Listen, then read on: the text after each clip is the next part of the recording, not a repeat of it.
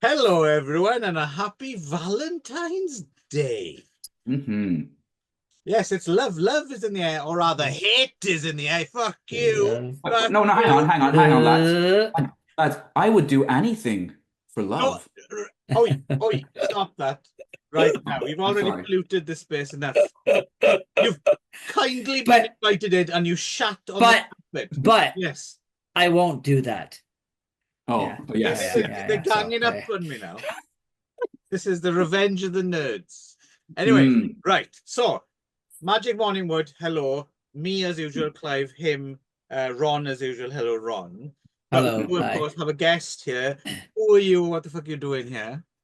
My name's Nick. I have appeared on Magic Morning Wood a couple of times before in the past, and I was invited by you, Clive, to participate in this circle jerk of hate Yes, I that think you organize once a year. you It's fell into well, my it's very trap. apt. Hmm. Yeah, you fell into my trap, I think, is what Mhm. happened. So, Yeah. Yeah. so this is how this goes down, is just in case anyone's never seen it before. I can hardly imagine that no one hasn't. But for our Valentine's, usually it's just me and Ron. And the idea is we choose, the rules are very specific. We choose a film that the chooser, enjoys that film, likes that film, but is pretty sure that the other person is going to hit.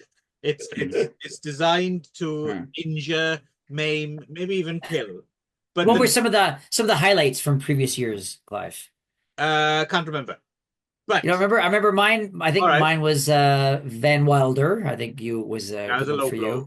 Yeah, Yeah, yeah, yeah, Van yeah. Wilder. And then I think you had what was it? The what bandit? Oh, the Oh, enemy, Some probably. Water Power, the Enema Bandit. Yes, Yes, Yeah, yeah. I'm a bandit. Yeah, the I'm a bandit classic. was on Yeah. there. Yeah, it was a classic. And then I think I tried Billy Madison one year, but you actually got on with that one, so I Yeah, yeah, failed yeah. that one. That's the thing. That's the trick. Yeah, You yeah, never know, yeah, right? yeah. You never You never know. know. Yeah. So yeah. So, So okay. so this time, and that's kind of the interesting part about it, and I'm sure some of this will end up not quite as we'd all planned. But Right. the trick of it is, I think that the joy of it is it's very easy to choose something that just rubbish the other person doesn't like. The trick is you have to like the Hmm. thing, and we'll have.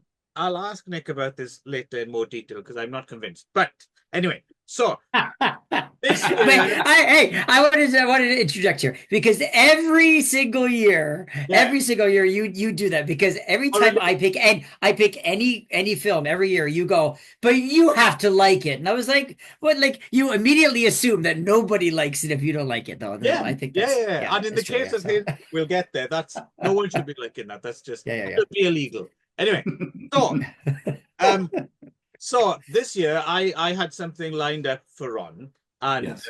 I was pretty sure. And again, yeah, playing by the rules, genuinely something I'm pretty sure it would drive Ron up the wall. But we'll get to that later as Hmm. well, whether Ron did his homework as well, because I wasn't sure if he knew the background for it or whatever. Anyway, at the same time, I thought, oh my God, hang on now. I've always wanted to have Nick on this, and this will drive Nick fucking insane. This thing, this he'll hate this for reasons that will become apparent when we talk about it. Yeah, Hmm. I can't wait. So then we'll get him on. So then I thought, oh, now's my opportunity to choose something specifically aimed at Nick. Yeah, so I got done twice is what basically what we're getting down to is that Yeah. I got hit two times Yes. And because yet, and I knew and to be very fair, well. Nick and I don't really know each other's taste well enough to choose for each other. But it No. was a little unfair that you got to choose too. Oh yeah, So absolutely. I'll No, just no, I'll no, keep fair that enough. two. Yeah, yeah, Two. no, no, no, no, no. But I just didn't want it to drag because the other thing is scheduling as well. We didn't know if this was Sure. going Yeah. to happen, Right. So so it was just it was, but it was just a Well, chance to I'll get tell you the other problem with perfect. this Oh, all right. was anything that I thought would make you deeply unhappy, Ron, I knew would probably make Clive happy. Well, this is oh, the thing. This is the thing. And so that was so I that initially, immediately disqualifies it, right? So I initially didn't expect Nick to join in. In terms of like, he's just a guest. He'll do the two things, right, and right. yeah. So fair play to him at the last minute. He doesn't have to choose anything, but just what's the phrase? The sting in the scorpion still, right? Just as Mhm. Yeah, right. a dying man is falling to the ground, Nick manages to lash out and just undercut an R. Just it's not right. It's what he With did the- is not right. But I And don't know I- if it had the same effect on you that it did on me. Maybe not. But And I texted you and I was like, and I said, as I was watching Nick's choice, and yeah. I was like, well, this was an inspired choice because I could hear your teeth grinding from here. Yeah. But at the same time, I don't know, and we'll save it. I don't know what your action. It might have just. I don't know if you got on with it, or it was just a case of the enemy of my enemy is my friend.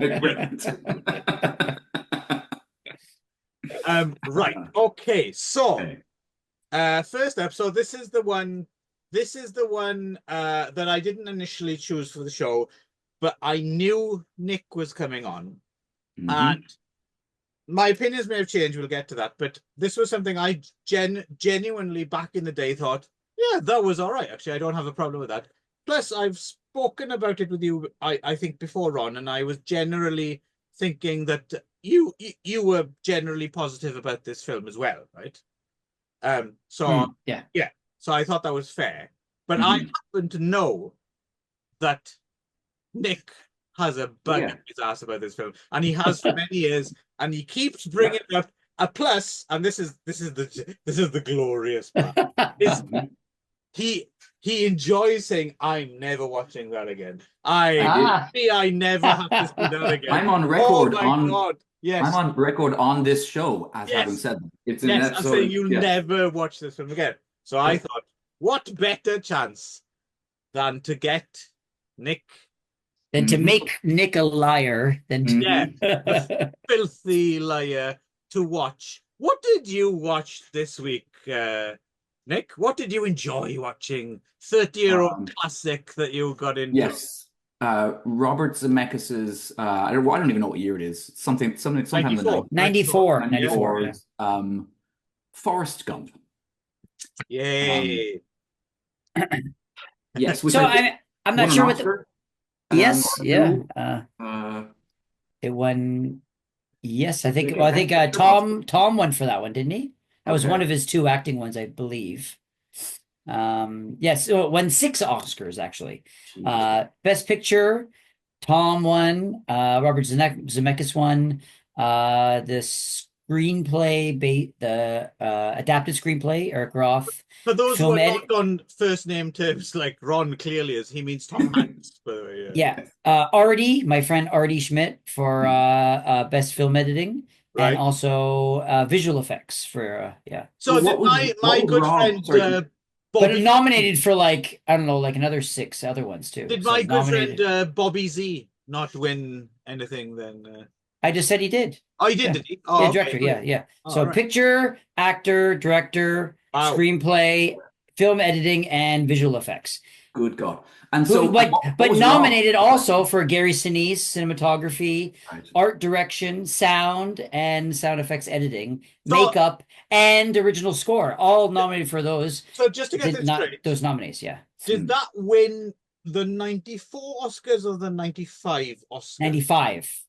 Well, it's always in March, so March 95. Right. So for the 94 films. So this is the interesting thing, just to get a kind of context for how these things kind of grade down. So maybe the same year, at Cannes, wasn't it the year that Pulp Fiction won?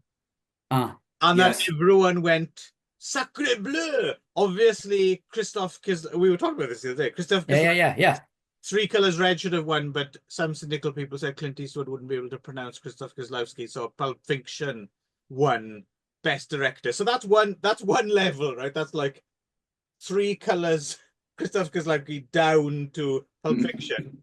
But then you go Pulp Fiction down to Forrest Gump. That's like another few strata, right, of film snobbery to go through. Ed Wood came out that year as well, which would have been, in my opinion, far more deserving of a Best Picture win. Yeah. Madness of King George, which not a great film, just to set the table, I don't think we're actually going to say what the plot of Forrest Gump is about. No, I'd imagine most people. It's Forrest fucking Gump, right? Yeah. It's about a guy who runs. Yeah. If you want to see, check out on YouTube.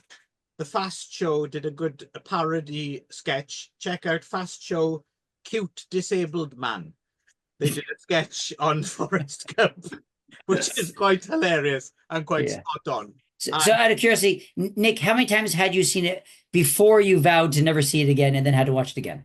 Probably I'd seen it 3 or 4 times. Three or Oh, four. wow. Okay. Oh, It was okay. actually it was actually on a film studies course that I was the teaching assistant for at the University of Victoria. So I actually was forced to watch it Oh, this Oh. makes a bit Oh. more sense 3 now. years Ah, running. okay. Yeah. And in unpacking it each year, I learned to fucking loathe it more and more and more. This is interesting. Well, And- that's interesting because you can kind of come at it. You can hate it more academically than just sort of like Oh, like yes. there is a visceral- viscerally, yeah. Yeah, But there's that. yeah. So academically speaking, can you maybe rather than going through the plot, just say Sure. why you hate this movie? You Sure. could get a PhD in hating. Yeah, in hating. Or just yeah. before Nick launches in, just to set the table, Yeah. because we haven't got our baseline yet. Sure. For me personally, I saw Forrest Gump, when it was new, and I just thought, oh, that's fine. I mean, literally, it was like, I remember thinking, it's quite interesting, we're talking about, obviously, randomly about Quentin Tarantino. I remember Quentin Tarantino being at the Oscars, actually, it must have been for Pulp Fiction, right? And when he was at the table next to Robert Zemeckis or whatever, apparently. And it's funny. So Forrest Gump, I think, when it was new, was weirdly misunderstood by lots of people. And Quentin Tarantino tells a story about leaning over to Robert Zemeckis and going, it's kind of like a black comedy, right? And Robert Zemeckis going, yeah, that's right. And lots of people had missed the point. And I remember as well back in the day thinking that vis-a-vis signs of Forrest and his childhood friend hiding from the abusive father and it being played as like, I thought, oh yeah, this film is kind of darker than people give it credit for. People just thought it was a rah pro-America film, which I don't think it was. But I remember thinking for that reason, oh, this is a bit better. Not Nick, before you do faces, Yeah. my mind has changed a little bit over the years. Okay. But back then, I remember thinking, it's fine, it's not my favorite film in the world, I think, but actually it's okay. So, Ron, what was your feeling about Forrest Gump before watching this time? I think I was I was in high school, so I think it was sort of like it was the new thing, and I think I got on with it quite well. I enjoyed it back in the day, watched it, my friends or family, whatever. And I think also it's been lost through time in the 30 years since it came on that I think people have forgotten that technically it was quite ahead of its time with like the digitally inserting inside in old footage and stuff like that. I remember being like quite everyone quite shocked and really amazed by the technical. I mean, that's why I won the Oscar for visual effects, right? The effects were quite notable, and that's what kind of made it stand apart in that it was doing something that I think not really anything else had done to that point, really. So I think that's the point that had to be, I think, remember. I think the other thing that might be wanting to reiterate as well, just in case we do have younger viewers. Number one, we don't have any viewers. Number two, they're all Odgie fans like us. But just in case, this is like properly one of those zeitgeist films. Everyone saw this. Everyone has seen it. Even if you didn't want to see this film, you saw it. Like Nick, I didn't go to a theater to see it. I didn't rent the video. I had no interest, but I accidentally saw it, and it was like, oh, I didn't hate that. What a surprise, But so that's the thing. Everyone saw. And so that's the thing. It is one of those few things that everyone saw, right? But when you told me, like originally, like years ago, whatever, that Nick hated this movie, I thought that was really interesting because to be honest, I don't know anyone who hates this movie. Oh, I know. I'm sure they do, but I don't think I've ever had a conversation with someone who hated this movie. You're about to. I was looking forward to it because, and I watched it again, and I think maybe I can guess why. Some reasons why, but generally speaking, it's still just like a harmless kind of. At least I think it's harmless and kind of a popcorn. No. There's a direct through line. There's a direct through line from this film to what's going on. Maybe I could see that. But at the time, I thought it was relatively harmless. It's funny. This clearly not the case. He's preempted it. But wouldn't it have been hilarious if suddenly Nick went, you know what? Watching this again, I love this film. I loved it. I'd come around. It's like, what was wrong with me? I have a slightly more nuanced Run, take this Forrest, time, however. run! Okay, right, it's time. Run, right. Nick, run with it. Run. Here we go. By the way, you- life is not like a box of chocolates. You don't know what you're going to get. You look at the fucking label and it says exactly what you're going to get. What's in there? Exactly. Yeah, there's a card that's underneath the thing. Mind you, he is a retard, so you know. Oh, excellent. ouch. Thanks, he Granddad. He is. Thanks, Granddad. Ouch. You know, if you have any other, Get off my lawn. Get off my lawn. He fucking is. All right. So, where even to begin? I'll tell you what. I realized this time around that this movie made me maybe even start to dislike Back to the Future, which is really sad because I really do like Back to the Future and 2 and 3. Just because of Robert Zemeckis? No, because I saw some of the seeds of of the nostalgia thing. Oh yeah. No, okay, yeah. I think you're talking the rock and roll scene, right, in Back to the Future. We might as well deal with it now that you put it. No. To be fair, some because we were all kids when Back to the Future came out, so we're forgiven for just enjoying it and then buying a skateboard, right? But older critics at the time, like Michael J. Weldon, for example, did enjoy the film, but did have a problem with. So hang on. This white guy is now teaching people about fucking rock and roll. Yeah. So, okay. Again, I don't think that was the intent, but that hasn't dated well. Right. Yes. Yeah. Okay, that's true.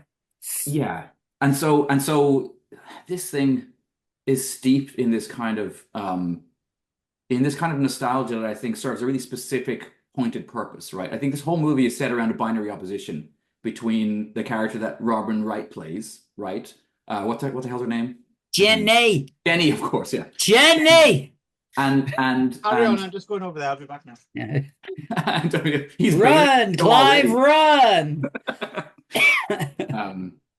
So we've got Jenny, and this is where I think the revisiting it this time, there was a little more nuance in my response because I kind of had forgotten about the whole story about many of her problems stemming from like abuse, right? Abuse, what's assumed to be never spelled out exactly, but child sexual abuse, right? So some of her life story starts to make sense in that context, right? Of her self-destructive behavior and the rest of it. But I did feel even at the time watching the film that like unfairly it kind of sets her up as a villain, right? If you are, as I think you are, encouraged to identify with Forrest, right, and his struggle, she comes off seeming like a pretty callous. I mean, everyone hates Jenny. I mean, that's you hate Jenny by the end, so right, and so realizing in fact that like it's even kind of more sickening that they've set her up as a victim only to then have the rest of the film kind of play out in this way that by the end you're just like, oh wow, what a awful. One element that actually that was lost on me the first whatever times I watched it that I only picked up this time because technically. Having a sexual relationship with someone who is considered mentally disabled actually is illegal. She's actually a rapist as well. Hang on. And the fact that he didn't even know about it. I heard all that. I'm actually genuinely shocked and surprised by both of you thinking that Jenny's painted as a villain. Oh yeah. I don't think there's any question. Oh yeah, I don't think there's any question. Yeah, I remember. That being the main thing that everyone took away is like, fuck Jenny. Yeah, yay, Forrest. Yeah. I know everyone I ever talked to always hated Jenny. See, I think that's people's problem as opposed to the film. Sure, Jenny at all. But the film invites such a total identification with Forrest and his. No. I'm sorry. I didn't mean to defend Forrest Gump, but I genuinely don't think that's the case at all. I really don't think she's painted in about because I remember people saying this back in the day, and I remember disagreeing with it because a lot of people said, "Oh, Forrest, you identify him with the all-American male who follows the rules and goes to the military and all that." But she does all the counterculture stuff and ends up dying of it. Thank you. You're telling the story that I need to tell. No, but that's not. That they don't blame her for that. She's not made to be a villain for that. I don't think she's pictured in a bad light. I don't think she's a victim. She's not vilified because of what she does. It's how like in her life, like the hippie stuff and all that stuff. She's No. vilified because of how she treats Forrest through the whole movie. Yeah, no, that Yeah, might yeah, yeah. be the So case, but I don't yeah, think yeah, it's yeah. I don't think the film is saying toe the line, therefore you will become a hero, and if you don't, that's clearly no way. Robert Zemeckis is not about that. That's utter bollocks. That is utter bollocks. You can dislike the film for other reasons, but this is in no way. It's incredibly sentimental, but it's not a reactionary piece. It is not a No. reactionary piece. I No. don't think. I would I argue. think no, I don't. I think it's worse than that in a way. I think it's a quisling kind of a thing. I think it lacks the courage of his convictions. It keeps bringing up these really fairly important moments in U.S. history, right? And then refusing, like coweringly and abjectly, to fucking deal with them, right? So that can Okay, be. that's a bit more. That's So I will accept that. Yeah. Here's a classic example, right? So Abby Hoffman is introduced in one part, right, at the Washington whatever monument, where Forrest is dragged up on stage and asked to speak about his experiences in Vietnam. And here's an opportunity for the film to do something interesting, and they instead pull the plug so that we don't hear what he says. And we know that Abby Hoffman responds kind of like emotionally as though, wow, he said something really important about the war and the experience. But they don't have the no one balls in the to- audience hears it, and so no one who's in the audience who was a Vietnam veteran or believes that the war was right has to maybe deal with anything, or people on the left as well who maybe think that the war was an awful thing. They don't, you know, and that's just one of a number of times that the film kind of does this thing where it's like, oh yeah, or like, oh yeah, and then this guy got shot for reasons. But like, but I think over and over yeah. again. But If it did that, there it were would have been a reasons why different that movie. Like it's exactly. it's not a political movie. It's not about that, No, right? I So agree I with don't. Ron Yeah. here. But then Cast your yeah. mind then back don't as touch well. it. Don't touch huge hot button major No. issues. But of the last cast 30 your years. mind back. Cast your mind back to '94 and fucking proper big Hollywood film, right? I think we forget that even to just little bit nudge against, oh, there might be an alternative opinion about that, that would have been quite a big thing for a Hollywood. Right, but that alternative opinion is in the mouth of people like the SDS dude who punches Jenny in the face, and the Black Panthers who are a risible caricature of, Everyone's a risible caricature. That's my problem, though. It's not as if everyone else is really nuanced, and then the Black Panthers are made cartoonish, which they are. Everyone's fucking cartoonish. Yeah. So it's even Forrest is kind of cartoonish. We sympathize Yeah. a fuck ton more with some of the comic characters in this than in some of the other comic characters, right? There are the ones that the film encourages us to feel sorry for or identify with or love, and the ones where they're painted in such a way as they're like, that guy's a dick, that person's an asshole. Who's an asshole? The SDS guy who punches Jenny in the face. Her boyfriend that punches her or whatever. Okay. The leftist guy with the little Trotsky beard. But again, that's not a problem for me, because that to me was actually righting a culture wrong in terms of people thought of.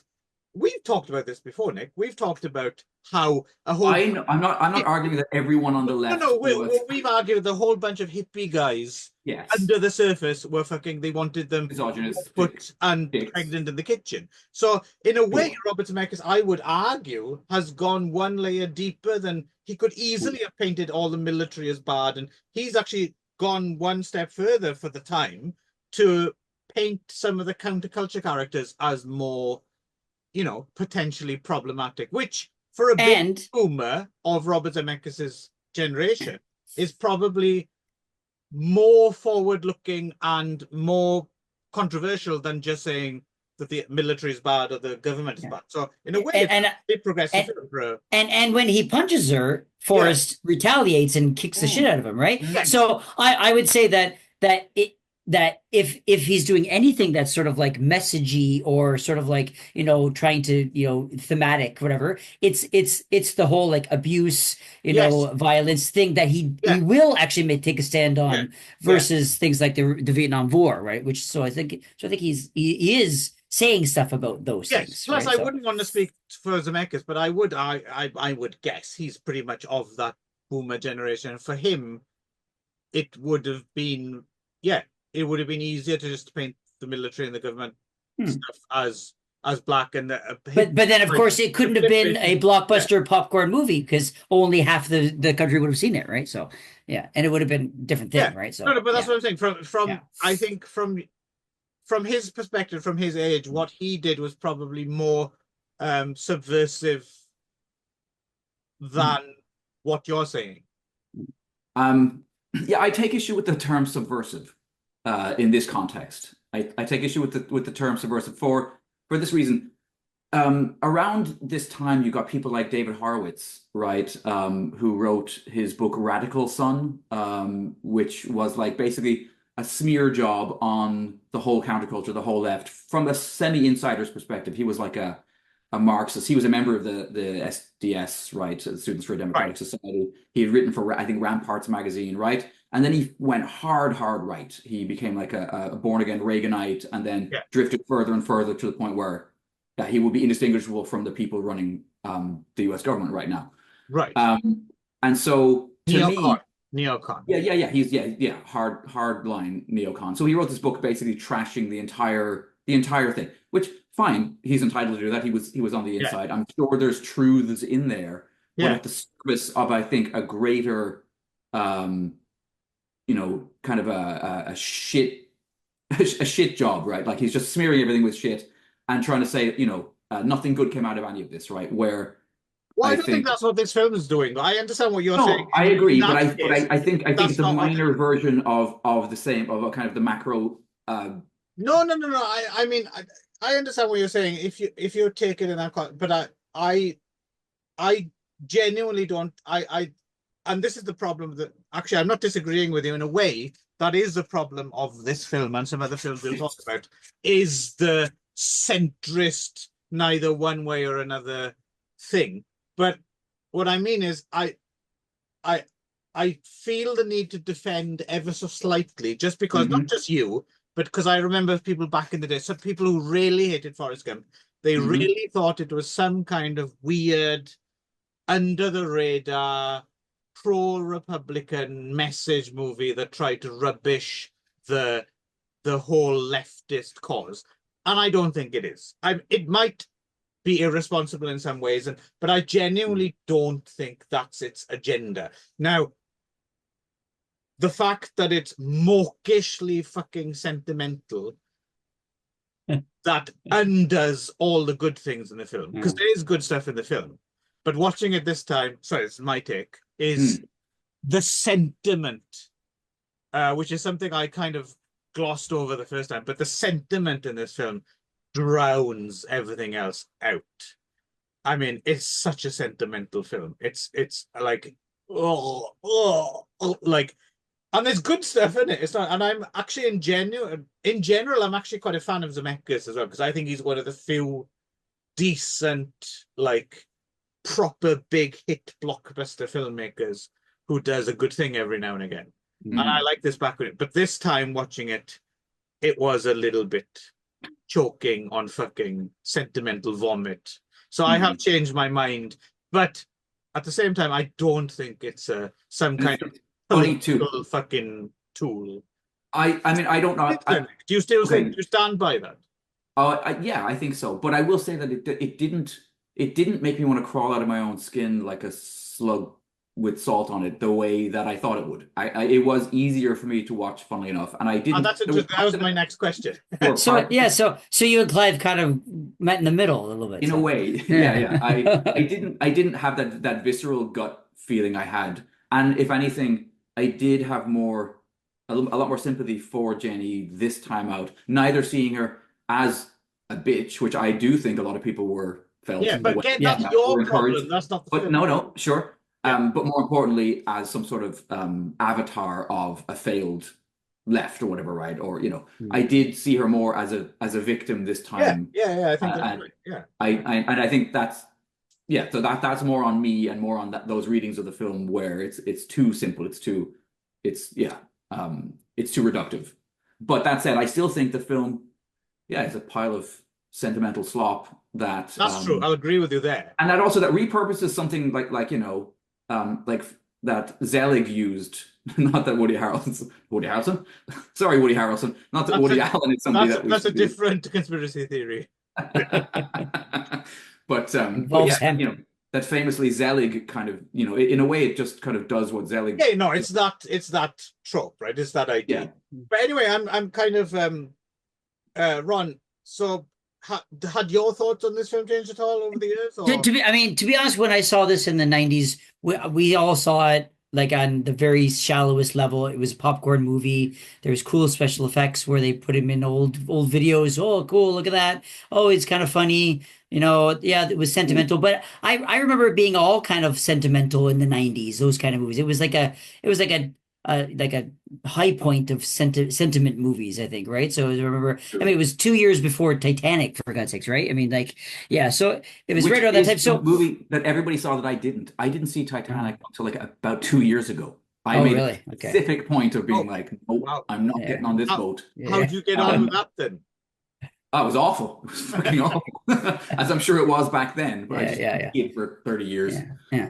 But I don't know. I actually had no idea the first time around about any of this political talk. I never got that as a thing, and I never heard anyone talking about it. I mean, maybe up in Canada we weren't really talking about like the left and the right. Where do you American. think I was when I watched Forrest Gump?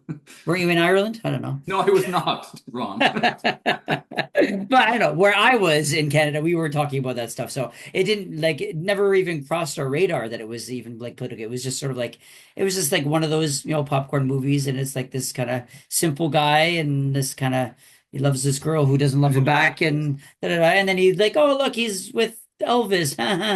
Isn't that funny? He gave Elvis his move. And oh, look, he gave, I tell you something you said earlier on that interested me. Yeah.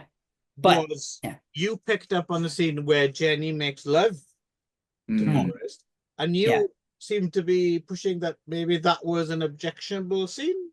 Well, I didn't even get that until this time around, right? This time around, of course, I'm seeing more that it doesn't. I don't know if it was.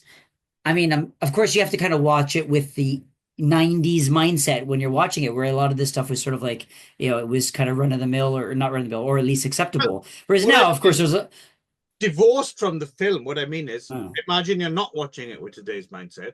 So do you think that scene's problematic now? If it was a new film, would that be a problematic scene? I don't think so. Back at in the 90s, it wasn't, because I think for you, what? I'm not saying within the culture. I'm saying, imagine this was a new film and there was that scene in the film. Would you think that character is a bad character for doing that? Would you think that's a bad thing? Not for the same reason, because now, of course, technically it's like statutory rape, whatever. But the thing that I think that's actually the reason why a lot of people hate her and think she's a bitch is because she's technically using him for this, because she, I think that was a big part of it, was that for getting the child, right? And then the fact that she kept the child from him for so many years and all this stuff, and then like just kind of like, oh, by the way, you got a kid and like that's bullshit, like if someone did that to you, I mean, you'd be pissed off, right? So it's. I think it's not so much the taking advantage of a. Well, there is there's that element now, but before it was just the fact that why would she do that to him, right? Do you think that genuinely? Because I don't think that would be a problem now. No, you don't think so? Well, it would for other people, but it's not for me. Yeah. What I mean is, it's an interesting question, right? Because that's the thing with Forrest Gump, right? What is he? In terms of, if you're going to categorize him, right? Sure. So if he's old, I think he's a very low IQ individual, Clive. Yeah. Yes. But he's but he's old enough, right? Technically, and it's not an age thing, though. This is a case of legal law. But how would you do it in a court of law? Like, would a court of law accuse her of statutory rape? Yes. Depending on what country she was in. Yeah. But what's his IQ level, though? How would you judge that? Because in some ways he's very smart. With an IQ test. No, I'm not talking about. But is that how you determine if someone's of age?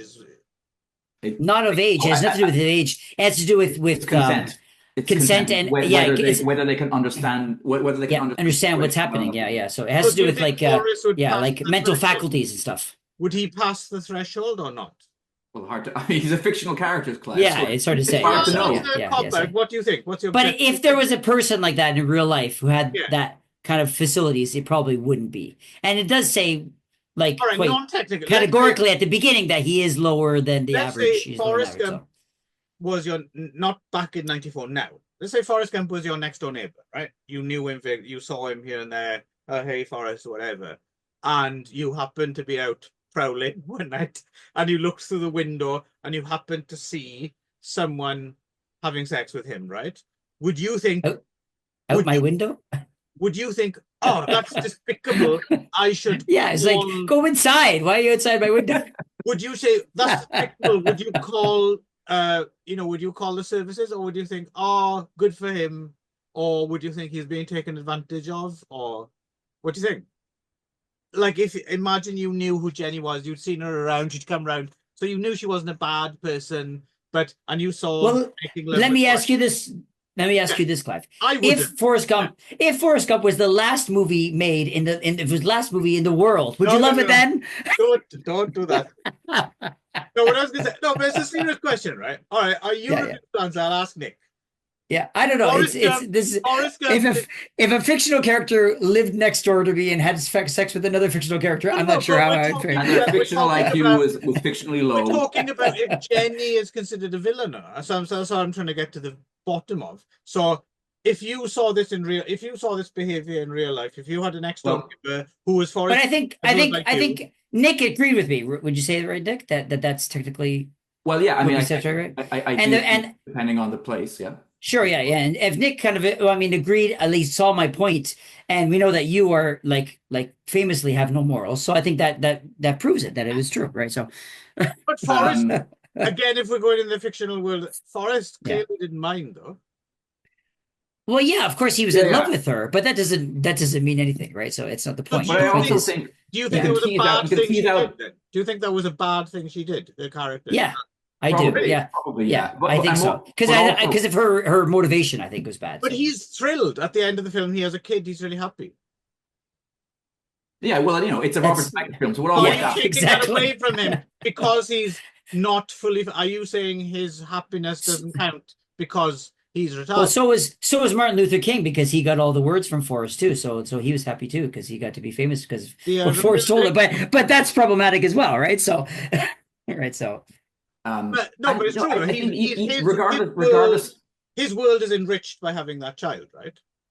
Hang on, but just regardless of the whole question of his mental faculties, it's still what she does to him, which is show up at the house, live with him for a while, make love with him, get pregnant, take off in the middle of the night, show up years later. Now, assuming with AIDS, right? Like this is kind of Yeah, they don't come full out and say it, do they? No, but it's I remember that they had, so I don't know what I had a very big memory that she did. Yeah, so you mentioned some kind of new virus, and it's coded pretty clearly as being AIDS. And so even if you separate the whole question of his mental ability to consent, it's still a real scumbag move. Yeah, that act of the film, that part of the film to the end, I think. And then basically showing up to be like, oh, I'm dying now. This is your kid. So you come round again. You hate Jenny again now then. Well, no, I mean, I think she can't help it. That's the way the script writers wrote her. Right? Yeah, that's right. I don't like this way of equivalent. Now and again, it's her, and then when you don't like what she does, I understand. I understand. You have to choose one or the other. It's the screenwriters. But why should I have to choose, Clive? Don't be so binary. Because we're talking about the character.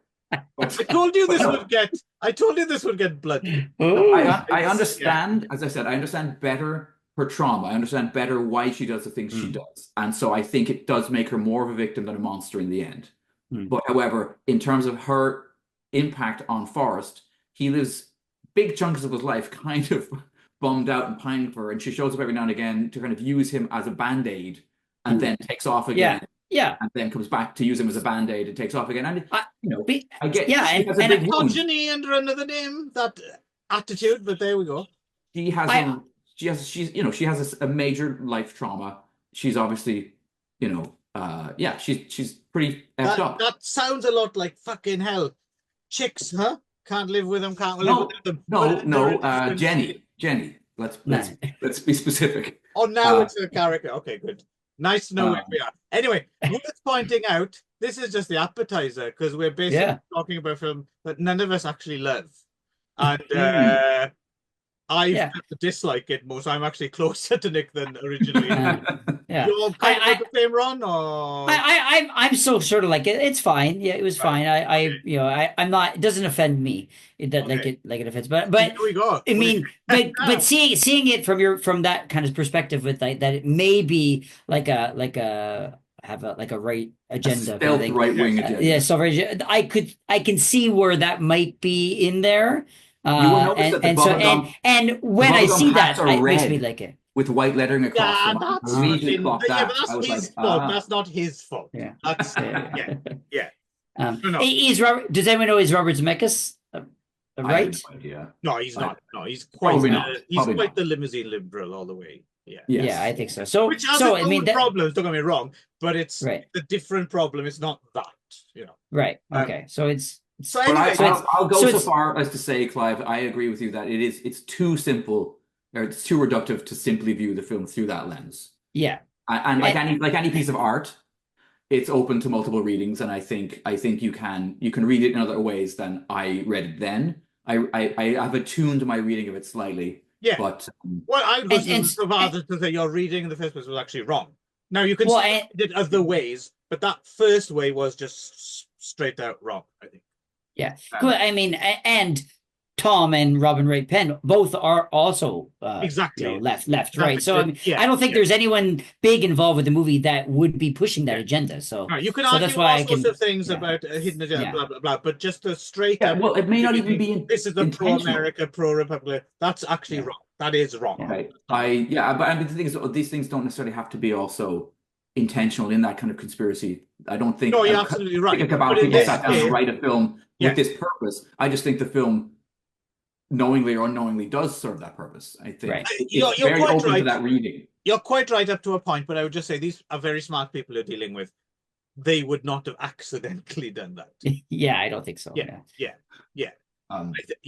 No. But it certainly maximizes the number of bums and seats when you don't really say anything.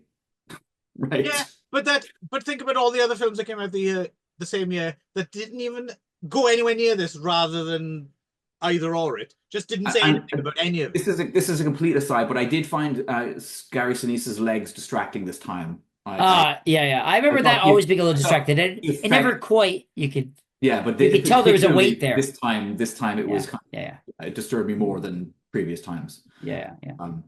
But limits of the technology of the time. But anyway, we are squabbling over what is basically a crime which we know the cause of, but we're just squibbling about like exact time of death or something like that. Right. However, we're moving on now to something that is just wrong. Yeah, this is not right. So, Nick, when forced to watch Forrest Gump, decided to lash out in the most childish, horrible, and infantile way.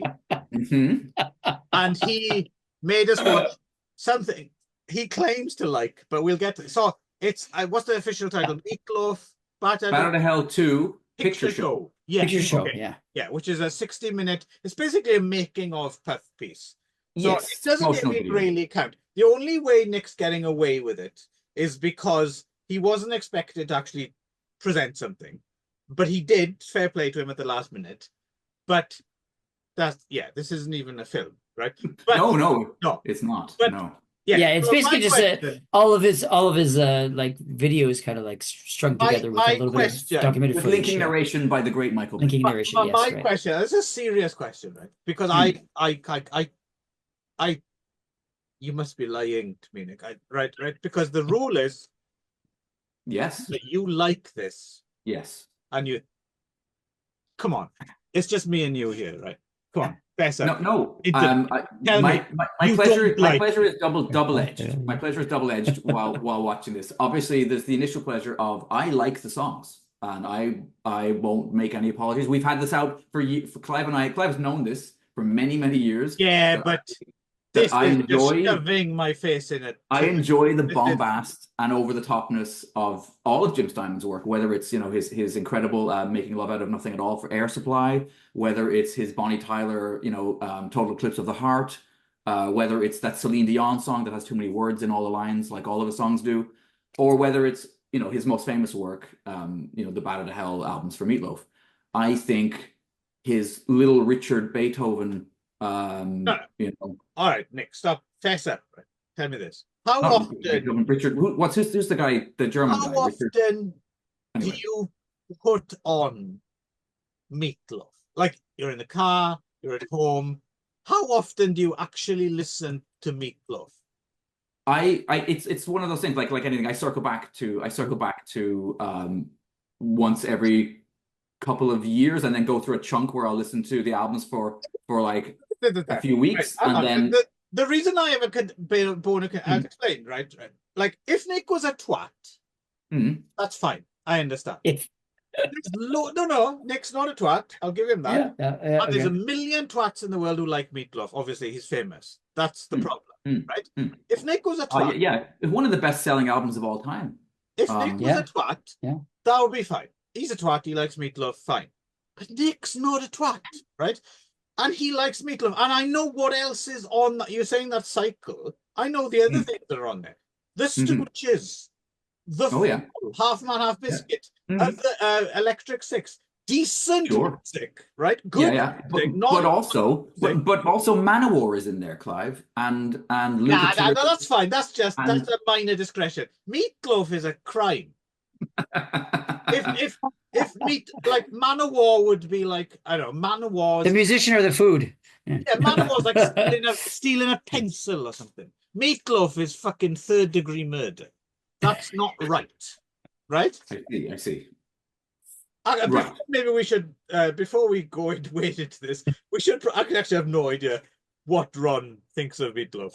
Wait, are you just being a spectator for this one? What, enjoying the blood splatter and you vomit like a? But I should say, the second edge of the enjoyment sword was definitely sitting in the bath watching this video and imagining you watching it. Yeah, no, that's good. Other than that, so first of all, before we get into the meat of it, Ron, do you get on with Meat Loaf? Well, Clive, I have to disappoint you. I'm on Nick's side in this. Yeah. I thought he might be wrong.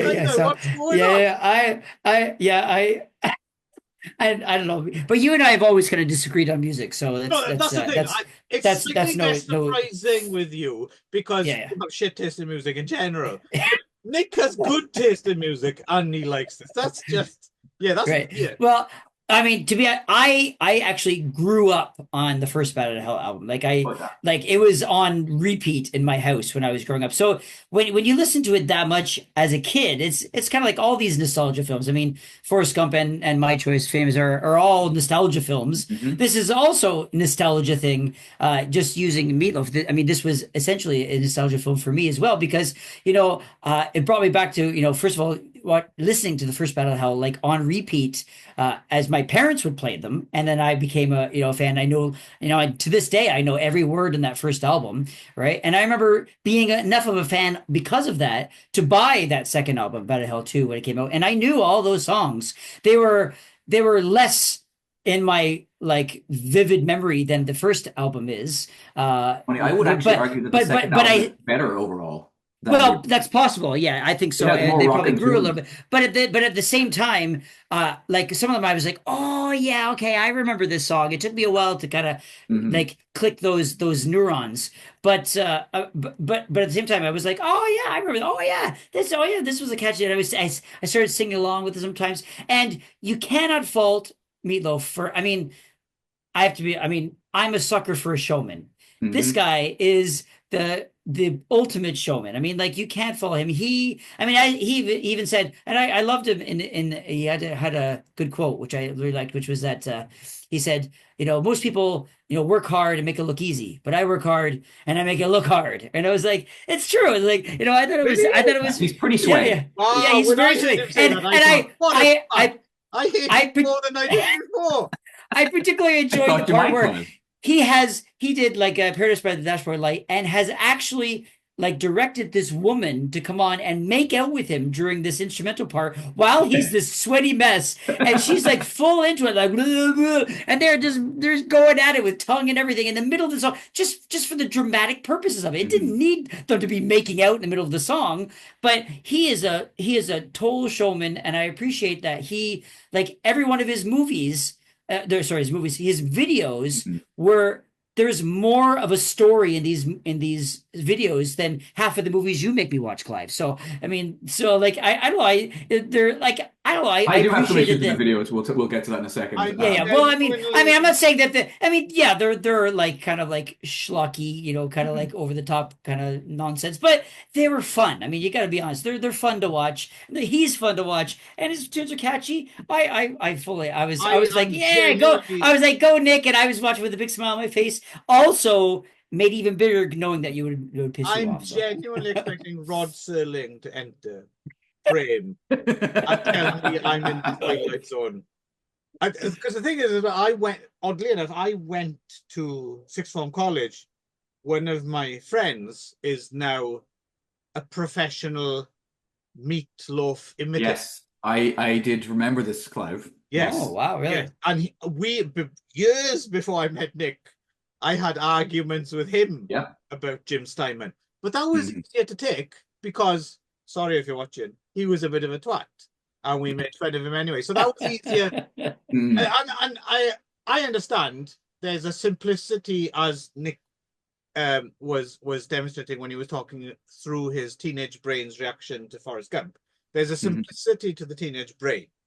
And I definitely, whereas things that you like that are cool, people who like them are cool, and people who don't like them are twats, right? And of course, the older you get, this is my only anything near close to a mea culpa that you're getting. So fuck you and shove it up your ass. But I would say the older you get, you mature. Apart from when it comes to music, for me, I'm still very much, oh, you like that? You're the fucking devil. You like that? You're a good person. Like, I never quite got over that nuance when it comes to music, which will come up again when we talk, Nick. And I know that about you, which is another reason why I chose my choice, because I know that, and when I chose like 2 years ago, my last choice was singles, and I know that music is your Achilles heel. Absolutely. That's where that's where I can always get you, is to make you watch something what you think is shit music. I'm a self-confessed music snob. And the thing is, I'm not even ashamed. I'm actually proud that I've But no, I mean, so actually, I came to Steinman in a weird way. I came to it a bit later on. I'm still listening. Oh. Yeah, that's fine. I didn't. So it was post my absolute love and infatuation with Andrew WK, right? He's one of the most important artists of the last 20 Wait, party hard, party hard, party hard. He's a fucking genius, and I was lucky enough over the years to get to know him personally. And oh, really? You've met him? Multiple times. We've had dinner several times in Japan when he would come and tour there. Yeah. So how did you meet him? At a concert very, very early on, the very first tour, I showed up a big banner I painted because we had my friend Tavis had bought his first album, which was on a tiny little label called Bulb. It was like 5 songs. And at that point we were like, what the fuck is this? This is these bombastic, over the top, spiraling cathedrals of sound. They were awesome. I can see a through line from Meat Loaf to Andrew WK. Oh, well, yeah. In fact, Andrew at one point had dinner with Jim Steinman, and there was talk about the possibility of them. It never came to anything, but about them collaborating. So, talking to Andrew, he might have brought up Steinman, and definitely a friend of mine, Kevin, who is has tremendously varied and interesting musical taste. He's more of a music snob than Clive is, but he's a Steinman fan. And so he... can I just say at this point that I also like Andrew WK quite a lot, and also for reasons we're not going to explain, Andrew WK is actually a fan of mine, but unfortunately we never quite got to meet. But carry on. So around the time I was asking friends, do you have recommendations for anything that kind of has this same kind of epic kind of building of like layering of tracks, and basically what it is in a way, I guess, a rock and roll version of what's the guy who shot that woman with the crazy hair? Phil Spector. Like that. Yeah, there you go. You know, Sure, did he have the crazy head or did he shoot the woman with the crazy hair? But yes, Phil both, Peck. I'm sure. Yes. So yeah, you know, what's like this? And so at that time, Kevin came to me and said, well, there's two things like he felt had a similar energy, I guess. And one was Steinman. He specifically gave me Bad for Good, which is actually Steinman's kind of bonkers solo album that comes out right after Ballad of Hell, when Meat Loaf apparently developed laryngitis and couldn't sing the songs. And he doesn't have the voice, so he's really straining. So that album is almost like outsider artist does Meat Loaf. It's great. And a lot of the songs, because it failed, it commercially went nowhere. Could I just, a podcast that I'm on has been talking about Jim Steinman for more than 2 minutes, so I wouldn't just, you know, interrupt. on. Yeah. Right. And so I would like to say that the difference is as well is that Andrew WK is allowed to like it because he takes it and he makes music which is 1,000 times better. Kind of it's part of the mix. It's the same as like I have no interest in like Girl School, but I love Tim Benson. Or I love fellow Canadians 3 Inches of Blood. I'm sure they call that shit metal. That metal's still shit, but 3 Inches of Blood do it. It's cool. So how they refracted it somehow, exactly. Yeah. So you know, I kind of understand that, but actually liking the sauce sludge that you turn into tofu meat or whatever is beyond. Yeah, I see. But Clive has a very kind of shoegazy kind of thing. Like I think a lot of Nick thinks this, but I don't. No, it's true. I mean, love shoegazing music, but I don't so much. It's what would have been, you know, it's shoegazy compared to the pure bombast and masculine energy of true rock and roll. True. Anyway. So yeah, so I got the album then, and that's when I was like, oh yeah, these songs are fucking ridiculous. They're great. They totally get me where I need to go. The first part's true. And then Sparks was the other band that was right up at the same time, and I had the same response to that also. How you can put the two? You should burn in hell for putting Jim Steinman and Sparks. No, absolutely. Spiraling cathedrals of sound. That's how you put them together. Andrew WK, Sparks. There's a direct through line: Steinman, Sparks, and One day the music wars will happen. It's an operatic approach to rock and roll. No. One day you're gonna have to choose a side. And the thing is, Andrew WK. No, but this is the fucking thing. You don't. Will choose. This is what I learned. This is what I know. No, Clive, hang on. This is what I learned from living in Japan: is that you don't have to choose. That culture is a vast treasure box that you can dip into and pull whatever the fuck you want out of and enjoy it on its own merits. You've got Japanese fans who are huge fans of The Fall. You're absolutely right. No issue with being a fan of. Nick, you're absolutely right. It's a broad stretch. Everyone has their own opinions, and that's all well and good, except Meat Loaf. That's the cardinal rule that you're forgetting. I will say, Andrew told me the story about going out to dinner with Steinman, and this is awesomely lame. Steinman took him to a restaurant that he had to have known he could order Meat Loaf off the menu. So he made a production of taking Andrew WK to a restaurant where he could order Meat Loaf for both of them. How can you like this man? How is that anything than a cautionary tale? I don't understand. Anyway, so I take it, Clive, you didn't enjoy, especially I think the Michael Bay hostage video section. Yeah, and I loved that Michael Bay was there too. That just heightened it for me. It was amazing. Michael Bay. What was Angelina Jolie at looking like 15 doing his Angelina Jolie. Yeah. And Robert Patrick there was also. Robert. That was what surprised me. The other thing we want to mention, until I watched it this time, there would have been no reason for me to know that Haley Joel Osment was in Forrest Gump as well. Oh yeah. Yes. He's the son, right? I had no idea. Yeah. No idea. Bizarre. Yeah. But I didn't even look it up. He just has the same face. He's got that. He's got that kind of. He's a bit like a dwarf or an Oompa Loompa. His face will never change. I think the rest of him will, but the face, the same. Yeah. He's just named his child face, which makes sense for a Downey's kid. Anyway, so are we finished talking about fucking? Well, totally, just a little bit off topic. I was just back to Andrew WK. Nick, have either of you ever seen the Uncle Grandpa episode with Andrew WK in it? Yes, I think. Yeah, that's good. He did a number of cartoon Yeah. Because he's also in Appearances.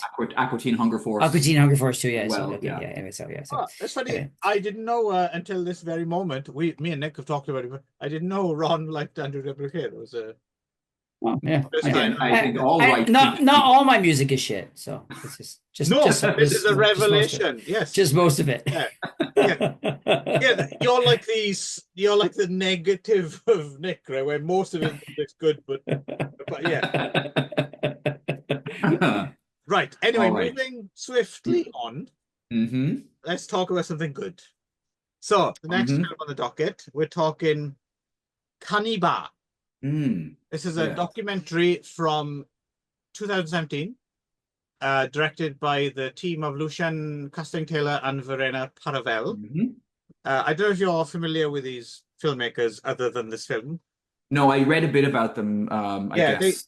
They did watching this. There's a name for what they do. I can't remember what it is, but it's so the documentarians, I suppose. But I think it's nouveau shamanic. It's a very specific page. Yeah. So previous to this, they did this film called Leviathan, where it was a documentary about a fishing trawler. But it wasn't like filming a fishing trawler and a voiceover going, "The fishermen are going out to sea," and there's none of that. There's no voiceovers, there's nothing like that. What they do is so in the case of Leviathan, for example, they just took like a whole bunch of cameras and like GoPros and stuff like that.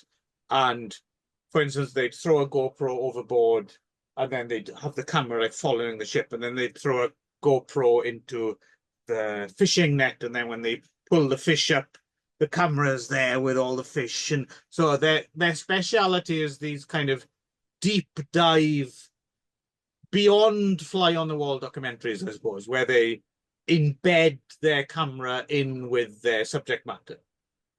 They did Leviathan, they did CANIBA, they've done another one since. I noticed that they thanked in their credits of the one we watched, they thanked Fred Wiseman. Yes, of course. Yeah, that would make sense. And so that made sense to me. Frederick Wiseman, of course, the documentarian par excellence. But this is even beyond that. Like, Frederick Wiseman sets his camera and just looks at things, right? And just lets them play out in real time. And obviously no documentary is entirely impartial because you have editing choices. You cut this in, you cut this out, or whatever. But Frederick Wiseman is probably the purest to like a dispassionate documentarian as you could get. Yes. I mean, if you haven't seen Fred Wiseman's like High School or Police, they're amazing. You should see them. They are. Frederick Wiseman, all his films are amazing. He's still making them. They're still everyone should see them. They're fantastic. But this is something a bit different. Yes, it is. This is not just that, but and after this they made another film I haven't seen yet, which looks really interesting. The one they did after this was, I think it's using like autopsies and surgical procedures and stuff. So it's like a inside out look at the human body. Sounds like fun. Pretty hardcore stuff, yeah. But anyway, the subject of their second feature together was Sagawa Issei. Now, I'll explain a bit about Sagawa Issei here. Sagawa Issei, for those who don't know, was... Consider yourself lucky right now. Yeah, perhaps turn off the podcast. Because, we'll get back to Ron on this because I wasn't... You may not want to know any more than his name. Well, I forced him to get to know a bit more because I thought this wouldn't make any sense if you didn't have any context, right? And that's why I'm bringing it up. Sagawa Issei, he was a Japanese mature student, and on June the 11th, 1981, in Paris, he shot his Dutch classmate. They were like in an English class, I guess. He shot his Dutch classmate, René Hatvelt, dead at his apartment in Paris. And over a course of, I think, a couple of days, he had sex with the corpse and slowly cannibalized the body. Happy Valentine's Day, everybody. And then, like the kind of the La Folie, we'll get to that, the Strangler song, but the La Folie of it, the kind of almost dark comedic element is how easily he got caught, right? He basically put a bunch of body parts in like a couple of suitcases and like went down like called a taxi. Well, there's blood dripping literally from the bottom of the suitcase. I went to a park to throw them away. And what a surprise, he was caught, right? And you'd think that's the end of the story, right? Man, You would hope. You would hope. shoots woman, fucks and eats her body. That's, Spends what rest happened- of life chained to a bed Yeah. in a fucking dank hole. That's the way this story should end. No, and there's kind of a bit of that to this in a way. So he ends up, I think, I can't the exact technicality, but basically he was Declared legally insane. right? And Yeah, not Yeah. fit to stand trial. yeah. And then, but he was extradited back to Japan. But then Jenny came in and fucked him and then had a kid with him. That's right. Yeah, Yes. yeah. Yes. Yeah, Cannibal Gump. And turns out there's like this extremely weird legal loophole between the French legal system and Japanese legal system. So what he's charged with in France is not an offense that you can be incarcerated for, is the way I understand it in Japan. Right. So essentially, apart from he spent a very short time in a mental hospital, but then declared sane by yes, Japanese doctors, yes. unequivocally sane and released. Yes, but because he had been declared insane, he couldn't be held accountable criminally. So it was like it was a classic bit of Japanese kind of, well, it's not in the rule book, therefore it's fine kind of thing. Plus, as well, the other thing that doesn't get talked about so much is, I think, the sway of his family, because he he was from a very wealthy home. A pretty so he's a rich guy who got away with got away with murder. So that's the backstory. Ron, that's only part of the back. Hang on. I think what's more important is how we get there. Hang on. The rest of his life. We'll get there. But I was just wondering if Ron knew anything about Sagoese before I sent you the doc about it. No. Okay. So consider yourself lucky, Ron. I read this when I was maybe 20 on a ferry from Victoria back to Vancouver, and there's a section in this book on him, at which point I developed the lifelong fucking loathing I have for this piece of shit. And when I was we'll get to it. When I was living in Japan, he was occasionally on my mind. So basically, when he not only did he get off scot-free, but he became a celebrity in Japan. He was on talk shows. He had his own cooking show. Yep. He was in some films. He's in some. He was a restaurant critic for magazines. Yeah. He wrote manga. Like, he was a proper big celebrity for a while there. It was like a boom, right? Yeah. Now it's a bit more difficult to find that stuff. So who, in that case, who is Nick angry at, him or Japanese culture? The whole thing. It's all revolting to me. This specific little nodule of filth is. Yeah. So anyway, obviously when you watched the documentary that I sent you a link to, this was quite an eye-opening thing for you, right? This was a fascinating story, I would guess. Sure. Yeah. But it did help. You understand why I sent it to you, as opposed to just jumping straight in with this doc, because they don't really explain anything much about who this person is, right? Sure. So we're all starting off on the same page, other than Nick's slightly virgin. I mean, and this was aimed at Ron, but it really, compared to Forrest Gump, this was far more likely to make. Well, this is the thing. So this documentary, so towards the end of Sagoese's life, he's dead now. Nick will be pleased to hear. Good fucking riddance. Yes. So towards the end of his life, he became somewhat incapacitated, and his brother had to look after him. And that's when these French filmmakers. So there's a few docs after the one I sent you, Nick. There's a few other ones. He's been interviewed over the years for different documentaries. Yeah, he did apparently a Vice interview. Yeah, I've seen that one. He's still alive and well, and talking about all his crimes, and and it's funny as well. His mind is so bizarre, the way to talk about him, because like he never seems to. Well, he's clearly he doesn't understand that he's done anything wrong, right? He still doesn't get what and again and again they keep interviewing him, and he keeps emphasizing this point. Yes, I'm not interested in foreign women anymore. I'm interested in Japanese girl. As if like that's the crime. That was the issue. Yes, yes, that was the main problem Like for sure. he was some kind of race traitor or something. It's just fucking. It's so weird to see him into it. He clearly, genuinely is properly fucking insane and not meant for this world and should have been locked away. And and it's amazing that That he he didn't never reoffend. actually committed a crime That we're again. aware of. Yeah, Yeah, I cultural agree. crimes, but it's kind of lucky that he didn't, right? So That anyway, we know of. his Anyway. life. Huh? And there's no, but I mean, it's Yeah, also it is worth mentioning, and some of the reviews of this documentary we rewatched, you can't help but be like, yeah, there's no documentary about Renee. There's just what did her parents make of him getting away, getting back to Japan, and making a living This is true. of exploiting the murder of their child? Like, there's just so many levels of fucking revolting No, about. but to be fair, just to address that, I mean, I understand it's totally unfair, but at the same time, the reason why is because people aren't interested. Because most people would automatically relate to that. They would know that's horrible. Like, I don't need to see that. I don't need to see a documentary about her parents going. But we've got three or more about.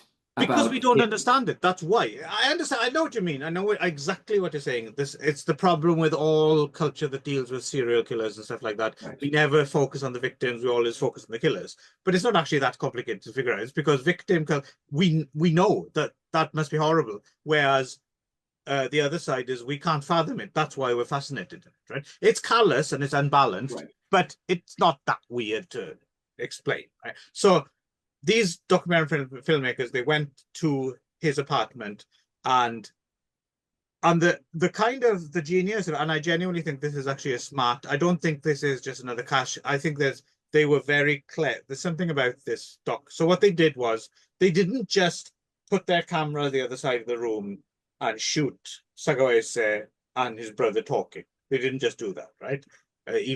No. What they did was they put the camera uncomfortably close to these, like that, right? So you're almost in the position of either him up his nose or his brother. Nose. Yeah, and for a large part of the doc, nothing happens. No one says anything. You're just pushed up against a face or a limb, or you don't know where you are exactly, but where you are is uncomfortably close to it. You can almost feel their breath on you, right? And that would be horrible with anyone. That would be horrible with, like your brother or your dad or your you don't want to be that close the whole time. You want a little bit of breathing distance. But the fact is you're close to a psychopath. And in his brother, it turns out there's something a bit wrong with him as well, right? And so it's being locked in a room with two people you really don't want to be locked into, uncomfortably close, and just letting them breathe and talk. Now, I suppose the thing is, do you think this is a worthwhile exercise? Is this something worth filming? Is this something worth projecting? Is this something worth experiencing? Or is it just fucking navel gazing trash? Exploitation. Yeah. See, I happen to think this film is actually quite brilliant. I've seen it twice now. Now, that doesn't mean to say I enjoyed watching it. I find this film intensely skin-crawling and uncomfortable both times I watched it. Like, really, like, I don't want to be spending time with these people. But I find it very difficult to articulate why, but I do find there's value in it. There is value in it. What it is, I'm not quite sure. And I might actually be wrong about that. There might not be a value in it. So I'm wondering what either of you... Let's go first, because I know Nick has this history. Yeah. Let's go first to what made Ron made it, because he's not bringing so much baggage. Yeah, you just took it for what it was in a way, right? What did you make of CANIBA? Well, as my reaction, I would like to do a short film. Oh, that's okay. Here we go.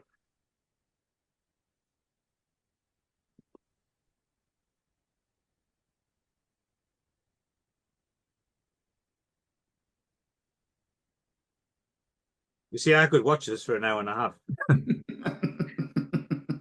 Yeah. I thought it was I thought, I mean, how do I put this? Yeah. I mean, I see what you're saying, Clive, but I think there was two huge crimes from this. Mhm. Number one is what Nick was saying, which is that it's profiting, or at least buying into the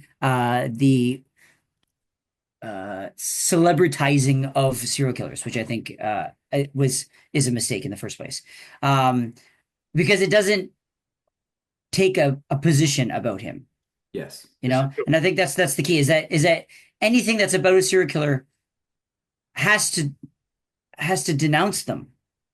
And that has to be the point of it. Is the only point of telling a story about a serial killer is to show that it's wrong and it's horrible, and that this is, you know, that no one else. You shouldn't shoot someone and have sex with their corpse either, right? And eat it. Hang on. That's not the point of. That's the point of the law. The law should say that's illegal and you shouldn't do it. That's got nothing to do with it. That's a different thing. I don't think so. I don't agree. Really? I think that art has to reflect life. Should be on the side of the law Of life? No, all law should be life, on the side of morality. I think so. I think I disagree. Yeah. I think you should have art which is on the side of immorality, because otherwise, how can you explore it? The only way to explore it. No, I think that it can explore immorality in service of morality. I think. Yeah. So isn't that I think it's the idea. Doing?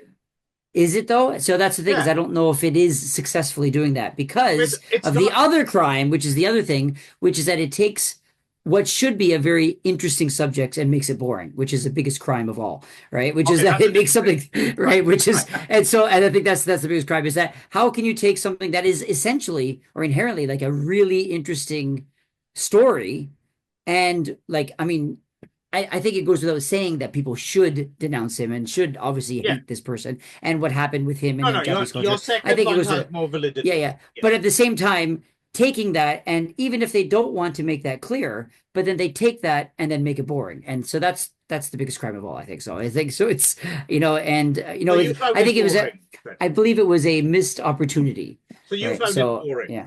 Just to... Oh yes. Yeah. Essentially. Okay. Yeah. Inherently. Yeah. It's very, very boring. Yeah. So, which is, I think, a feat in itself, that you could take. Something that's. Yeah. Did you find it boring, Nick? Because I know you found it problematic. Did you find it boring?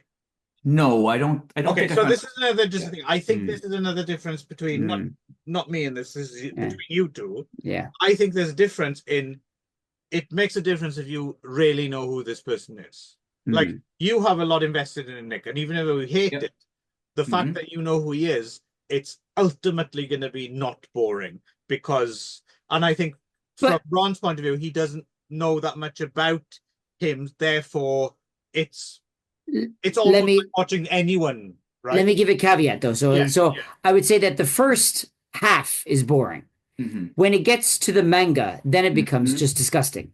Right. So that's the difference. And then and that's the thing, is that by the end of it, where you see him by the end of it, and he's sort of like in the sun, in the pram, and enjoying the sunshine and smiling, then it loses any sort of any value to it, I think, at that point, because it's basically giving him a Robert Zemeckis ending. Well, no, to your first point there, I think it doesn't, because the point that you think that is because the filmmakers have shown it to you. The fact that you might be angry that he has, and we'll talk about her later, but he has someone dressed in a maid outfit taking him out for a walk in the sunshine, and that you're getting angry that he has that.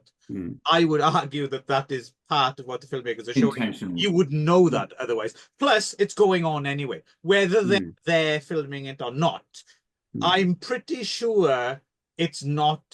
Slightly arguable a little bit, but so the girl who turned, this is interesting. Most people probably wouldn't know this, but that's not just some random chick. That's Yoko Satomi. She's an actress. She's a Pink movie actress. She's a veteran. She's in hundreds of films. I immediately recognized her. So she's not just some random woman. And I get the feeling that this is actually something for whatever reason, actually happens. She, for some reason, has taken an interest in this man, and she turns up in her maid outfit, and she even talks about, like, I don't normally wear this. This is and that's not acting. That's a real conversation there. Yeah. So I think they are basically just capturing a real thing. Plus, as well, you don't end your film with la folie. Like, this is a folly. This is wrong. This shouldn't have happened. So I think in some ways, I think they are coming down on this, but they're not doing it in like a didactic, this is wrong way.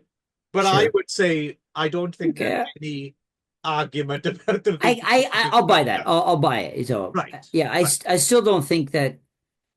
But the boring I don't know. is a different, yeah. Yeah. So I think it was, I don't know. I think it was how to put it, like just not. It's certainly not the way I would have approached the subject matter, I think is what I guess. Yeah. So the thing that Yes. I think probably surprised me. I guess I could say that simply. Surprised me, and I guess probably Nick the most about this doc is, yes. So about halfway through, he starts showing his manga to his brother. His brother's reading it, right? And his brother is fascinating to me because his brother's reading this manga and he keeps going like, oh, this is wrong. This is horrible. I can't read anymore. And then reads more. Yep. I can't handle this. Is making me sick. And reads more, right? And keeps kind of cackling about it and saying, you're a piece of shit. This is horrible. This is disgusting. And reads more. And then we find out he has his own kind of, I mean, arguably, of course, what he's doing to himself isn't harming anyone else. So that's a big difference. But it does make you wonder about the Sagawa family, right? Yeah. Where they came from. When they were kids, and you're thinking, what went wrong? Obviously something. I mean, it's something went wrong in that childhood, in that house. Because I'm fascinated by it. I've looked it up this way, that way, in different languages, and as far as I know, there's never been like no one's ever investigated a bombshell about some fucking weird uncle, some shit, right? You'd expect, right? And it's entirely possible that it's not there, that it is just this kind of quirk of, mental illness. Yeah, but it is fascinating to discover that his brother and caregiver also has his own demons, right? Which, and more surprising is the fact that he allows the documentarians to document. To film it, Yes. Which led me to think that maybe it was put on a little bit, but it seemed to be a little bit too real to be put on. So I mean, obviously, in any documentary like this, from the person who's desperate to show, there's a certain amount of theatricality, right? Sure, But no, it seems as if I don't think that's clearly a genuine, right? Like he does like stopping for people. Oh yeah. I mean, the video that they show, some of it is obviously taken like in the 90s or something like that. It's older video of him engaged. You also see some clips. We should mention that you see some brief clips. Sagawa's adult video stuff as well. So let's move over to you then, Nick. So I mean, this must have been an uncomfortable experience, right? That's as a given. I found it uncomfortable, so you must have found it unbearably fucking. But did you get anything from it, or is this just something that shouldn't exist, or? So it's funny. I didn't find it boring, and that may be because, like, I guess over the years I've watched a lot of glacially paced, formally distancing experimental cinema, right? So that was kind of something I was like, okay, this. Well, you hung out with me, so yeah. So I was like, that side of things was fine, and I understood that the cumulative kind of claustrophobia that builds, by the choices the filmmakers made. But yeah, if I had my druthers, I would not choose to spend 90 minutes with that. You didn't know this film existed, right? Before I pointed out to you, did you? I don't think I did. No. Would you have watched it, do you think? No, You definitely wouldn't have. You wouldn't have. No. But the thing is, you've watched the. What I mean is not knowing what you know about it. Let's just say you knew there was a film. It was called CANIBA. It was about this. Because I know you've watched all the other docs about him online, right? You've watched all them. Yeah, years So ago. would you have not? Why would you have not? Probably not. I mean, I think it's funny. When I first got to Japan, actually, I went through a phase of voraciously reading all of those kind of exploitational and rule serial killer bios and other, I read Helter Skelter, I read, and it was like, and I got whatever the equivalent of like celluloid poisoning is for like books. Yeah. No, I I steeped get myself for too long in the worst aspects of human psychology, right? And reached a point where it made me quite paranoid and quite like sick at heart. Yeah. Particularly we talked about this as well. We don't understand, like, I think we don't understand. We were talking about, like, we've all had our moments when the internet was new, when you went to Ogrish or what's the other, rotten.com or 4chan, and you see real death footage and you see, a fucking man being mutilated and after a while you're like, okay, I'm good. Like, I no longer need to imbibe that on a regular basis. Although some people do. Yes. Which is kind of, well, I don't know if it's worrying or not, because I don't know. I'm not those people. I've kind of, but every now and again, if you space it out, I think it's still, I mean, you do every now and you don't have to, but I think it's probably good for your overall well-rounded look at the world to dip your toe, no, seriously, into something horrible now and again. Because you have to remind yourself it exists. Because if you don't, then you get Donald Trump as president twice. Because people forget how... Because people weren't going to rotten.com and all. People forget how horrible... This is an interesting through line, Clive. It is. I'm still saying that Forrest Gump is more likely no. part of that, historical... No. But anyway. It's... no, because that's the point. Is people who watch Forrest Gump and never watch that stuff, is what I'm saying.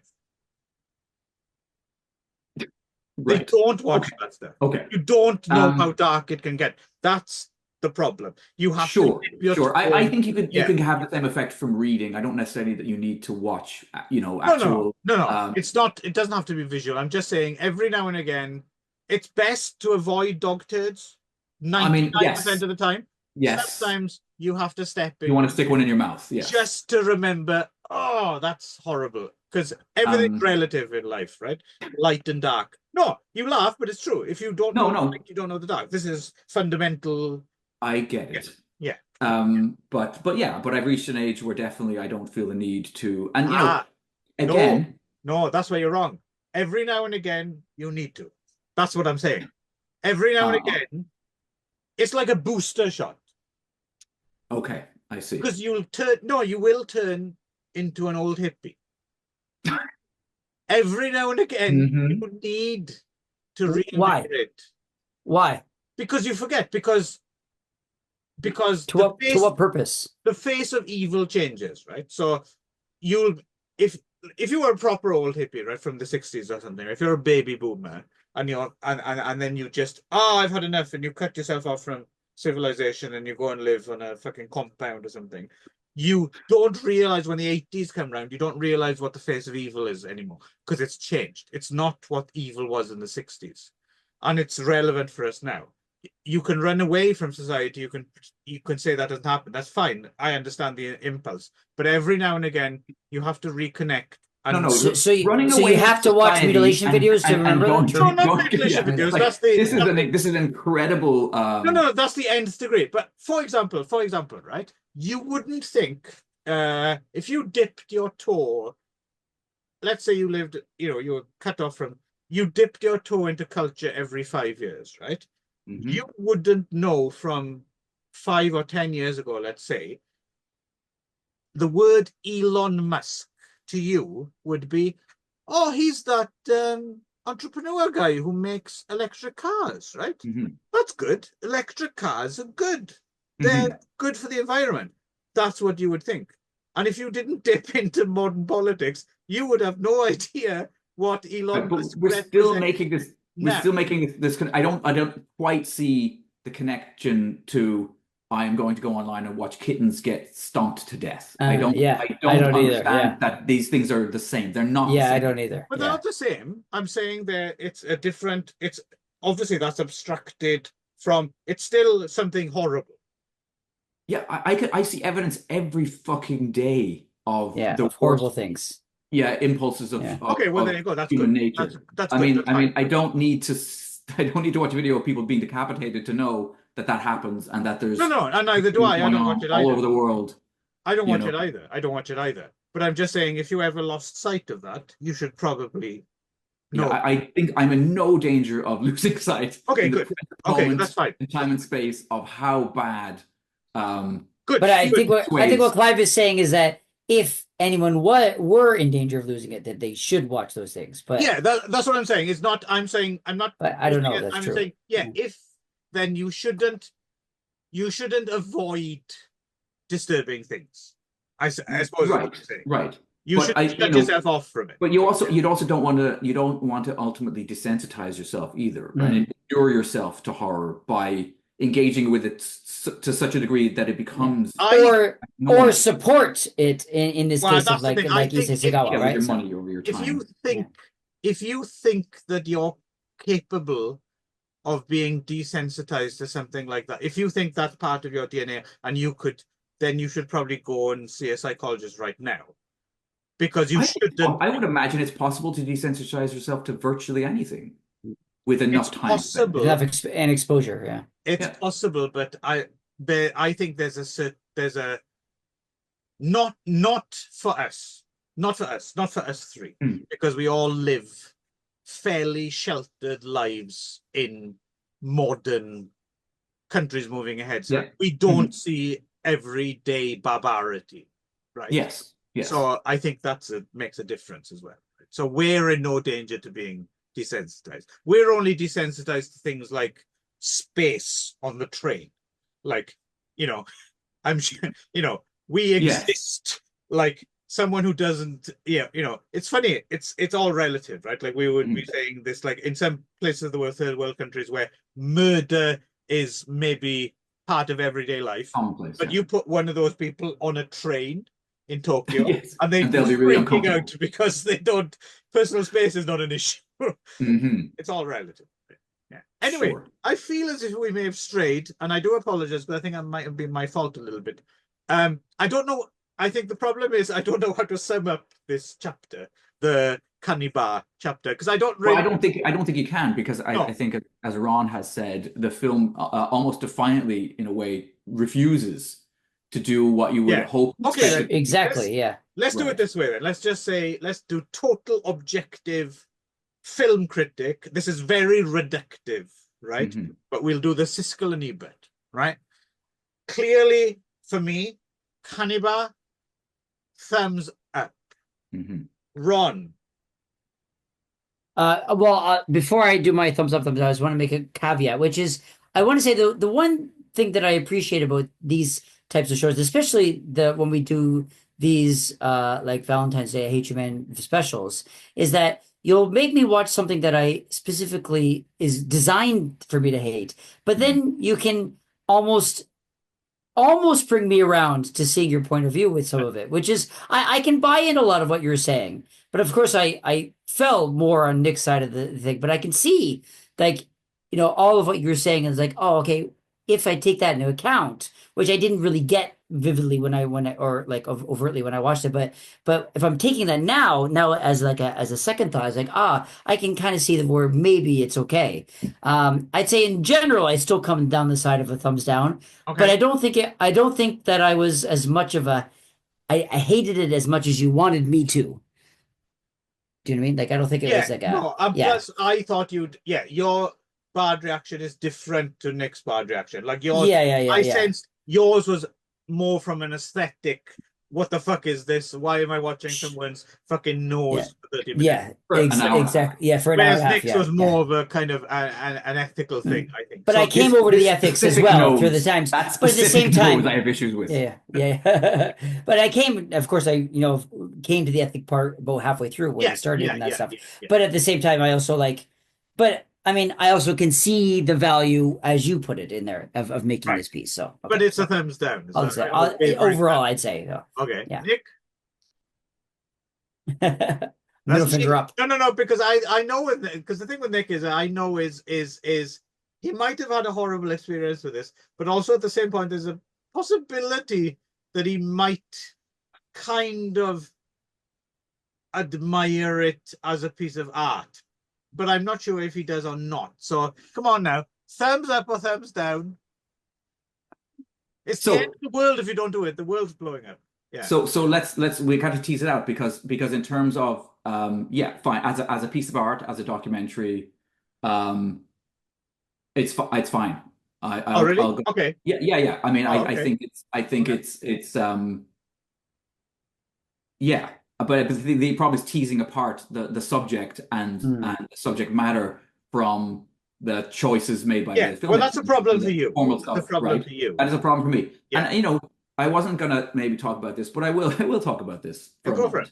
So during those 10 years in Japan, and Clive knows this because we talked about it when I I was knew in he'd talk Japan. about this. He says I wasn't going to talk about this. I was sure from the get-go. But inevitably, I was going to talk about this. Yeah. Because in a way, it is interesting to me that I so seriously considered the possibility of whether there was a way of ending him.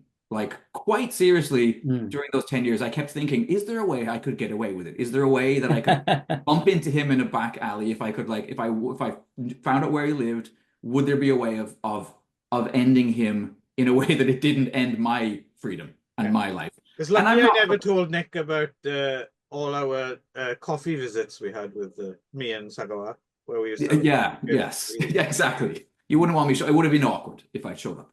So I'm really curious, why do you think Japan allowed this? Was accepting of this? And he was in the middle of saying his murder. Oh yeah. So I'll finish that really quickly. So obviously in the end, I recognize in myself I'm not capable, even if I had figured out a way, that I wasn't going to be capable of doing it, right? Because I don't have a killer instinct, right? Even though I think in this case, I think truly cosmic justice would have been served if somebody had topped him. No, if you'd have killed him, that's the thing. Interestingly, if you would have killed, I get it. It's a sense of injustice or imbalance in the world.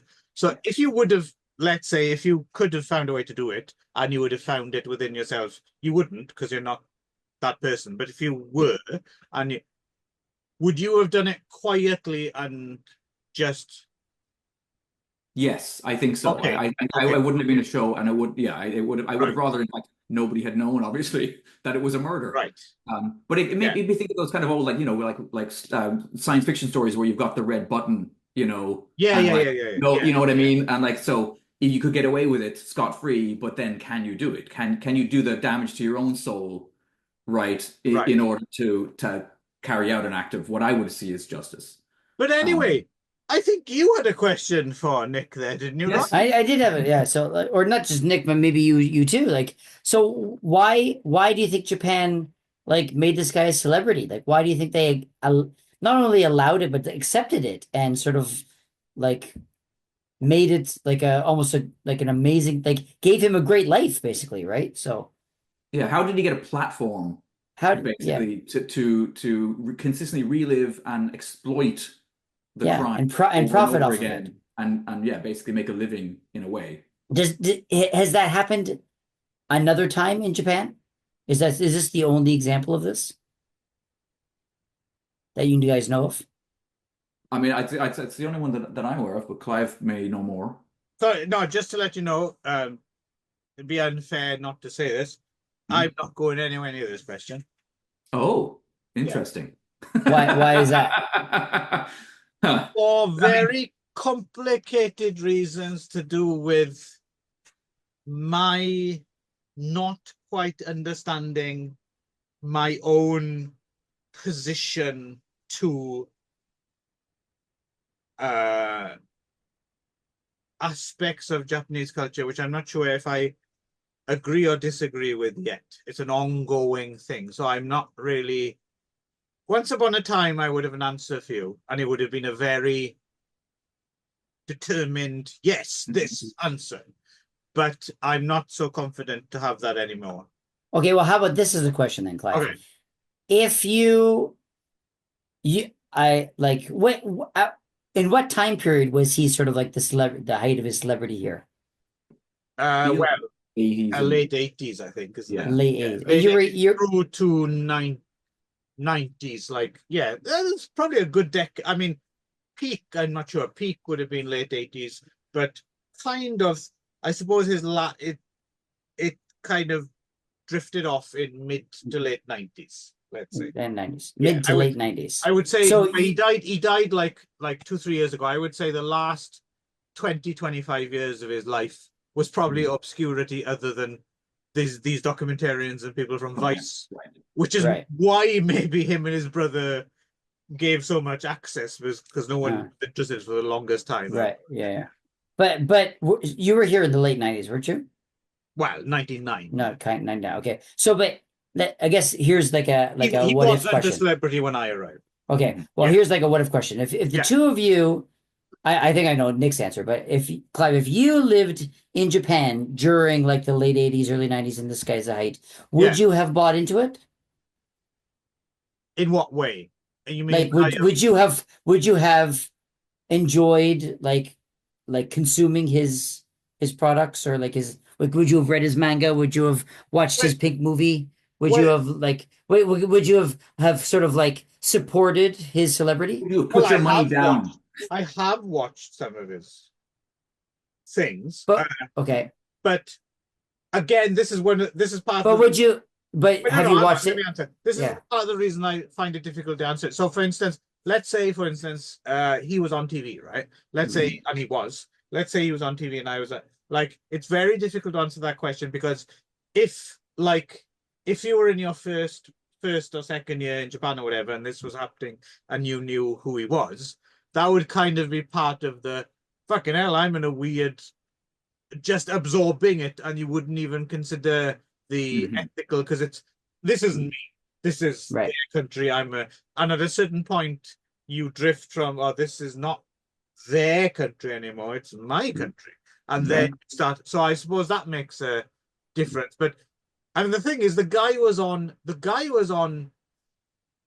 broadcast TV, which is free, right? So it's not like, if I watch this, I'm putting money in his pocket, right? So it's a complicated ethical question. I think most people, unless they would like, I can't stand to look at that guy like Nick.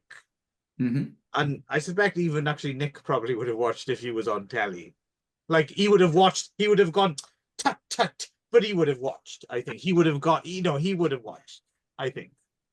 I'm hard to say. Yes, but I mean, but if it was like buy my book and pay into my fund for my Kickstarter. So because that's the thing as well. It's also, there's a question of hindsight, right? So the thing is, he didn't kill again. That's the thing, right? He didn't kill again. So people can now say, well, he didn't kill again, but of course, no one knew that until he died, right? There was always the possibility that he could. So it's a very complicated ethical question, I think. I don't think there's a simple right and wrong about it. You'd have to feel like you were handing money over to him in person before. But I do think, to Ron's question, though, there's another element that I think, and again, I understand the reticence to deal with it in a way, because you're always in danger when you're making blanket statements about a country and about people and about so we don't want to do that for obvious reasons. But I'd feel quite happy doing it about Britain. But, in Ireland, I have zero issue. I actually haven't lived there, so I actually know more about here than there. But somehow I feel more. Entitled to talk about British culture. Yes. In fact, it reminds me of like when I first moved here and would talk to Irish people who'd been out of the country for 30 or 40 years, and they had these outrageous opinions that in no way reflected the reality anymore of the country I just left. And I was that's the whole problem with fucking, American, priests in Boston sending guns over to the IRA. Exactly. When exactly were you last in Ireland? I was born actually in the combat zone. I've never been to Ireland in my fucking life. But they're sending guns over Yes, no raid. But no, but the question is more like when I think of the people who assiduously follow serial killers, right? I mean, obviously I'm casting my mind back to the late 80s, early 90s, and the dudes you went to school with or whatever who Yeah. wore But some people still do that, though. But the yeah, Ted yeah, Bundy shirt with the yeah, like yeah. bottle glasses and real just proto kind of like incel angry white dudes, who this was their thing. But we're talking about, they weren't very often having Ted Bundy on, Good Morning America, right? Right. The Comparing mainstream culture. sandwiches. Yeah, That's the comparison, right? Yeah. Exactly, Yeah. right. The Yeah. mainstream, it Yeah. was very much a niche thing, whereas Yeah. we're talking about a period in Japan where that was happening, right? Yeah. And that is what is like maybe unfathomable and kind of But at the same cringe-inducing. time, is it clearly the proceeds from his books and stuff is questionable, obviously. Mhm. That's I think that's, but yeah, but would you have felt complicit? Because it's not as if, I don't know, it is a very tricky, it's a very And tricky. then, I mean, just if we're gonna tie this up soon, but then like just to bring it back to Renee for a moment again, Yeah. and Renee's family, right? I mean, Yeah, I What can't help but empathize and put myself in their position of being like, I mean, I wouldn't have wanted to know if I was them. I would have every time I heard, oh, there he's on TV again making jokes. He cracked jokes about Lucy Blackman. You may remember Lucy. That probably also makes a difference, I would say, and this brings up another problematic question as well, is if the person he'd killed would have been Japanese, well, that would have been different anyway, because it would have been within the Japanese system. But I think the fact that it was an other rather than that makes it easier. That's the slight thing that I So you think kind it has to do with xenophobia a little bit then? not xenophobia necessarily, but something akin to that, kind of like an othering where this happened over there and it's not to do with here. Right, with us. Yeah, that's not to say it's okay or anything, but it was just, but no, to your point, in terms of like, there wouldn't be a direct, well, the parents are not going to see this, if you see what I mean. It's not on French TV or something like that. So yeah. But the other thing as well was, it's interesting to think about how this stuff I think some people think, oh, we don't do this anymore, right? But we still fucking do it, but you just tart it up differently. Like I listen to podcasts now, for example, and things, sometimes they do a true crime thing or something like that. And there's no difference. The only difference is someone comes on at the beginning and says, hey guys, we're going to be talking about some sensitive issues today. So trigger warnings. Yeah, if you don't like that kind of thing, then turn off now, okay? And then the same shit as always, right? But it's just yes. Have to do that. You have to have some, fucking dude with a neck beard come on at the beginning. Yes, with an NPR voice. I get it. Yeah, it's fine. It's cool. Yeah, I love beard latte too. However, I'd just like to say that if you're not cool with that kind of thing, then I get it. Turn off now. Yeah. And everyone's like, no, but come on, bring it. Okay. Well, one more question on this topic, then we can move on. So, so Clive. Oh no, we don't need to. We can finish here. We don't need to talk about all. But I got one more question. So if he Sagawa was your neighbor and you looked out your window and you saw him having sex with a fictional character, would you call the cops on him? This is the question. Well, call back, mic drop. Well, no, I was going to say, to Nick's point, I now know where he lives, so I might conspire with Nick to kill him. Yeah. Okay. No, the funny thing that I remember is an interesting thing. One of the documentaries, it might have been the Vice one or a BBC one he did a few years ago. They interviewed him in his apartment, and he's there going, yes, now I don't like foreign women anymore. I like Japanese girls. And right behind him, there's a huge poster of the idol Aya Ueto, if you remember her. Okay. Wow. And who I fancy the fuck out of. But I remember seeing that and thinking, oh no, is he going to eat her? Like, yeah. And I actually, a couple of things that just occurred to me now. One is this. I kept thinking when they would bring up references to I was like, I'm sure the people at Studio Ghibli are so happy that the two brothers have brought up their love of the films of Miyazaki Hayao. Right, right. What a great, I mean, talk about culture being a giant grab bag that And we can take Disney. anything we like from, And Disney. there And you go. Disney. They like Disney as And well. Disney, Yeah, yeah, Disney, yeah. Yeah. But then I was also thinking, there was so apparently in one of those documentaries, it might be the Vice one or whatever. Anyway, he cracked some joke about Lucy Blackman, who was that English teacher who was murdered while I was living in Japan. Oh yeah. You guys were there as well. I remember that, yeah. And then her killer went on the run and was being basically kind of hidden by various folks. Right, he was out there for like a year or whatever. And then we got Sagawa making like jokes about it, which again just kind of shows how little of a shit he gave, right? And how happy he was to kind of be almost like you wondered if he played the role of like Hannibal Lecter in a way of like, there's a crime going on, that's similar to mine. There's a very interesting book about that case, actually, which Ron, you were mentioning, the question that I wouldn't touch, you might want to read. It's a book called People Who Eat Darkness, which gives you a bit of a hint of the tone of it, but it's a book about that Lucy Blackman case. And I remember that you were saying, making jokes about it, and I'm about to make a joke about it, kind of. The funny thing about that was that happened when I was working in Shinjuku.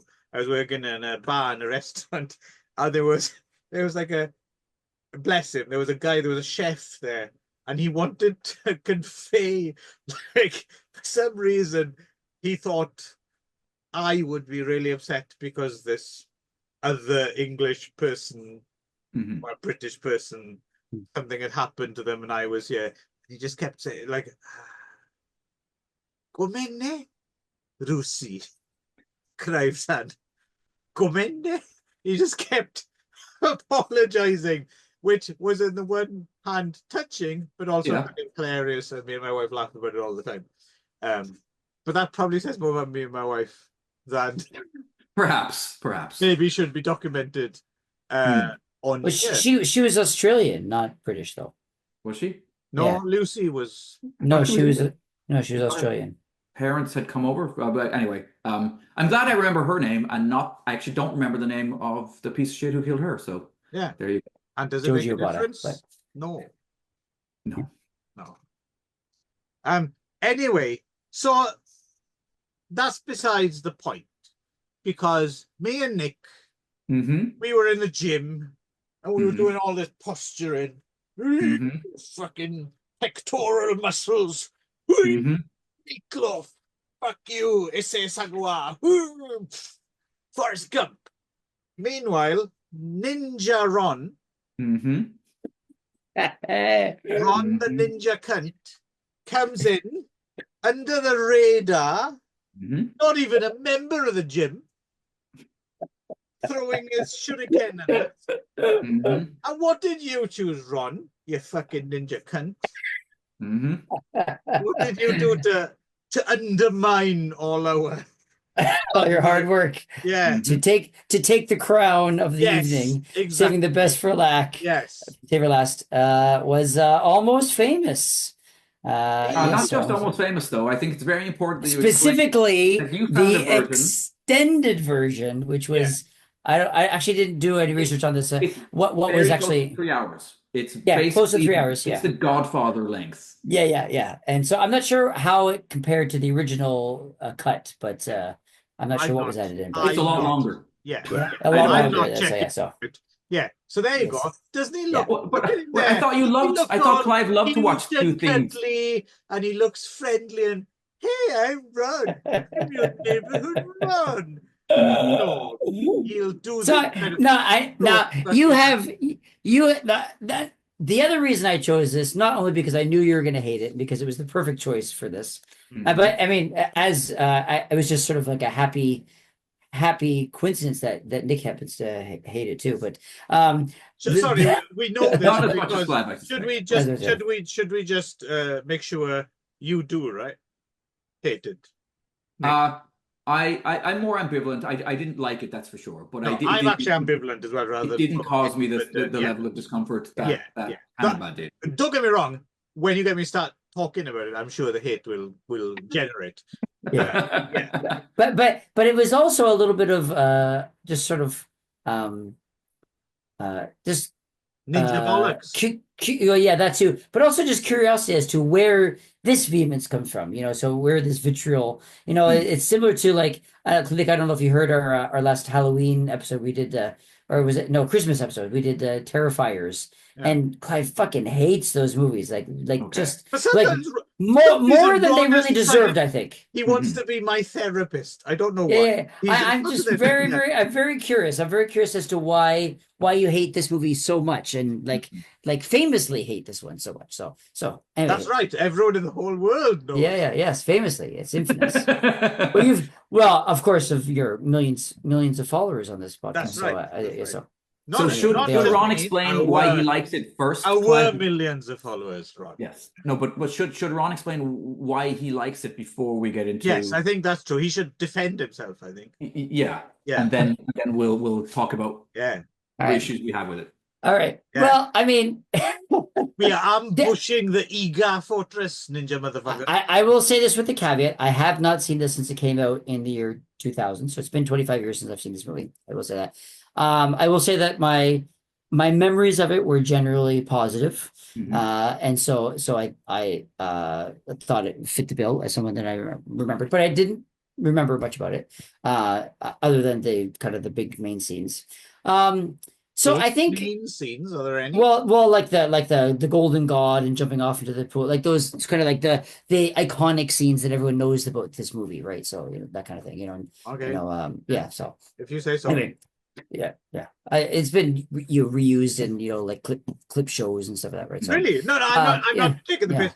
Is that true? Is that? yeah. My image of, before we go any further, my image of Almost Famous was, regardless of whether I liked it or not, I didn't think of it as a film, a zeitgeist film.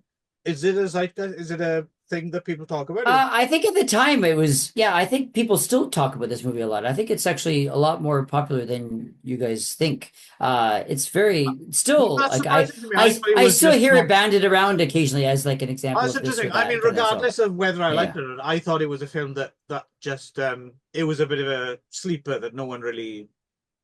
No, I think That makes it sense did pretty well in the long run. I Okay, think so. okay. And so it's one of Cameron Crowe's kind of seminal films. I think when people think of Cameron Crowe, they go to, this is one of the main ones, I think. So There's a it's interesting sequence also in it. that it's now my second Cameron Crowe film for you too as well. So What did you choose before? Oh, singles. You guys did Singles. before, yes. Oh, for fuck's sake! See, the more you say it, that's the case again. Because it's weird. Cameron Crowe.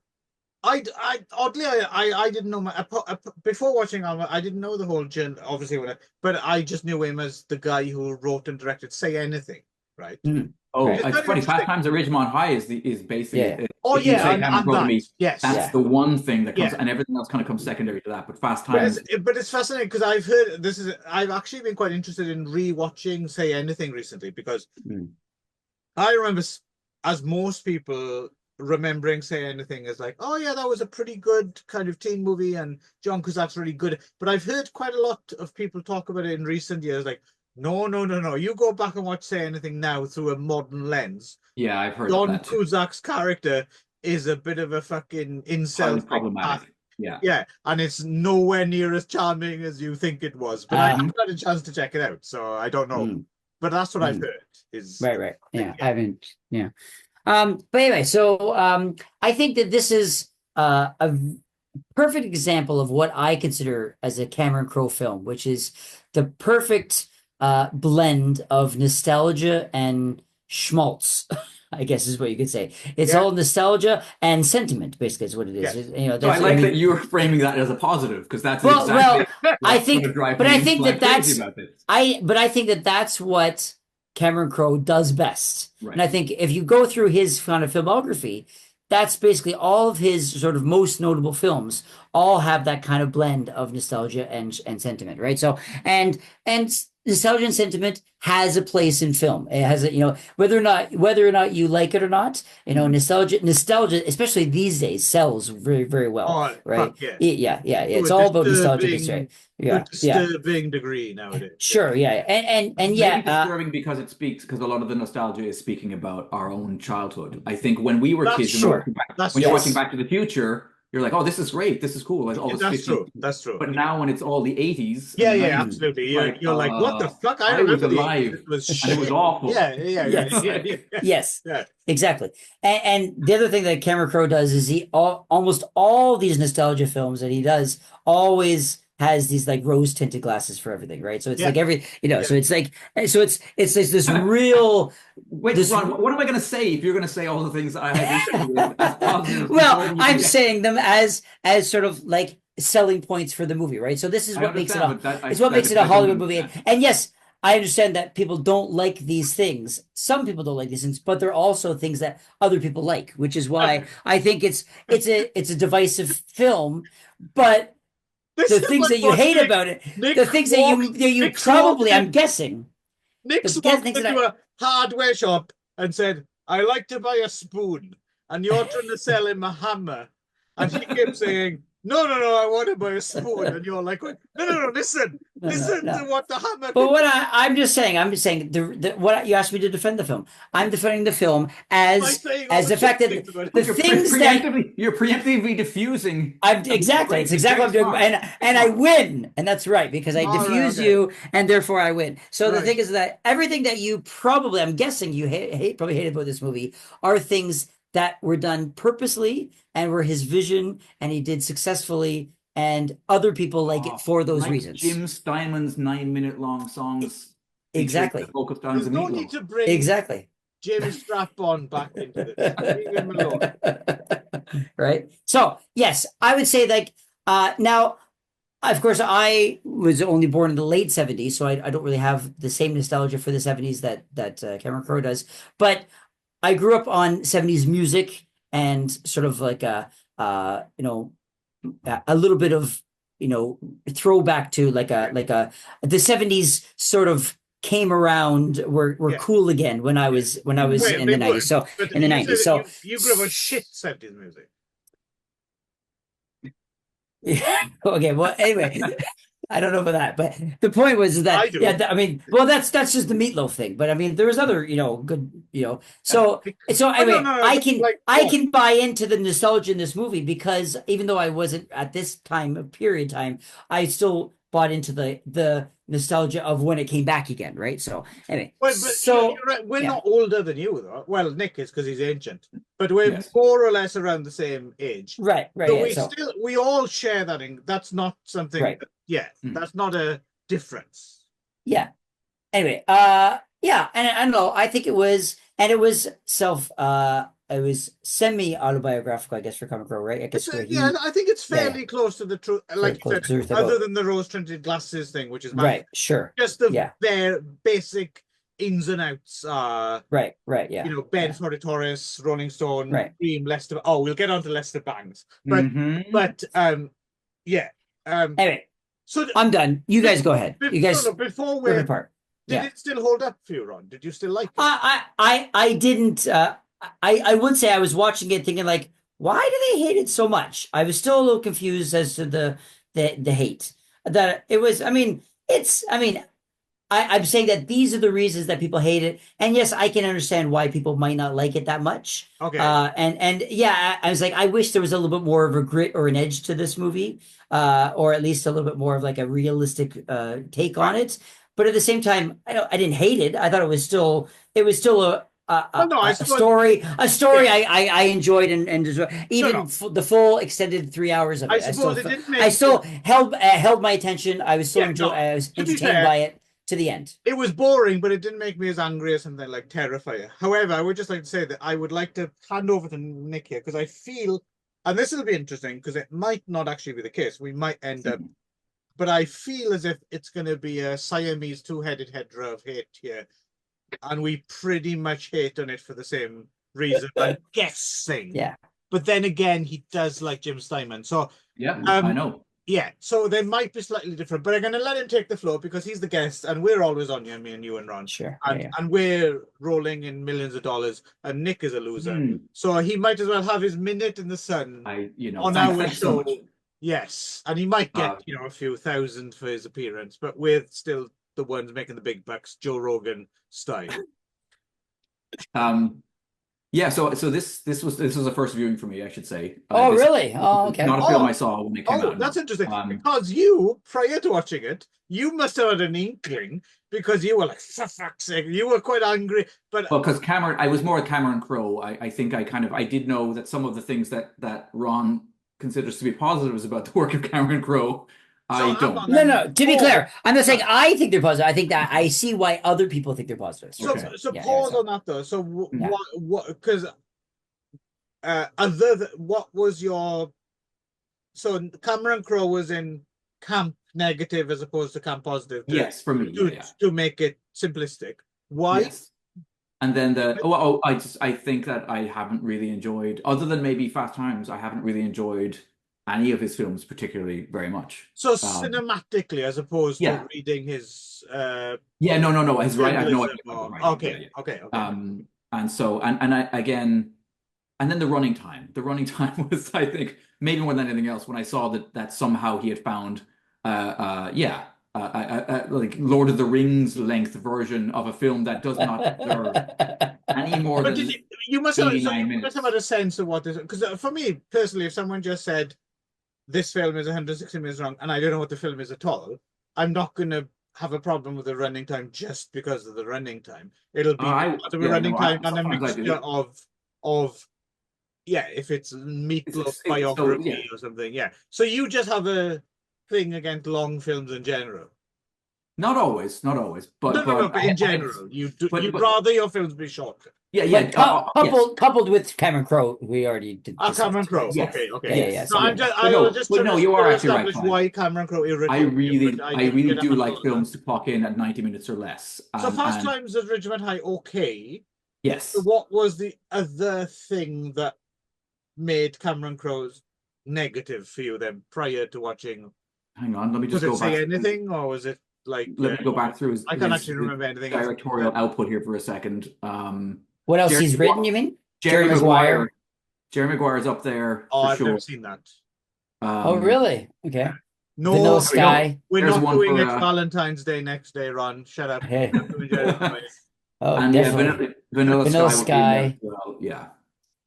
But actually, I already got next week's picked out too, and then actually maybe another Cameron Crowe, a different one though. So okay, is Nick coming on? Because I think this should be an annual. Yeah, it's good fun. I like how this is working. This is good. How about we bought a zoo? A different way. Yeah. Oh right, we bought a fucking zoo. Yeah. Yes, I've seen that too somehow. I will never see that. And that one's particularly fucking schmaltzy. Yeah, that looks feel good. That looks schmaltzy. The title is "We Bought a Zoo." Like, what the fuck? Don't buy a zoo. Buy a house. Buy a car. Don't buy a zoo. Stop. Anyway, carry on. Yeah. So I guess, and then once I got into it and realized really what it is, some on the one hand, it's not a hard watch. It's not CANIBA. You're not sitting there squirming the whole time. It's insidiously easy to watch. I did get really tired of that kid being kind of, I don't know if it was his fault or if it's the extended running time, but there's so many scenes of him gormlessly grinning throughout this film, like endless scenes of him just like I was just like, fuck's sakes, kid, wipe the smile off of your face. And then combined with, but the thing is, Ron, you've already gotten ahead of everything I want to say. So I think there's a really interesting film to be made about the subject matter. I will say that another point to be made is that maybe you guys weren't aware or forgot about that. This actually also won the Oscar for screenplay. There you go. Really? Yeah. There you go. That's why no one should original screenplay. Have their heads firmly wedged in there. Was also nominated for Kay Hudson and Frances McDormand. And editing, film editing. So didn't get. Frances McDormand was great. Yeah, she's right. She's doing what she needs to do. My problem with this, I would say, that the thing that makes it bothersome is, apart from the length of this version, because I remember seeing this back when and I remember just thinking, actually, I wrote about it, and it was just, as opposed to, apart from one specific thing. And this irritates me in lots of different ways, is the inclusion of Lester Bangs. Mm-hmm.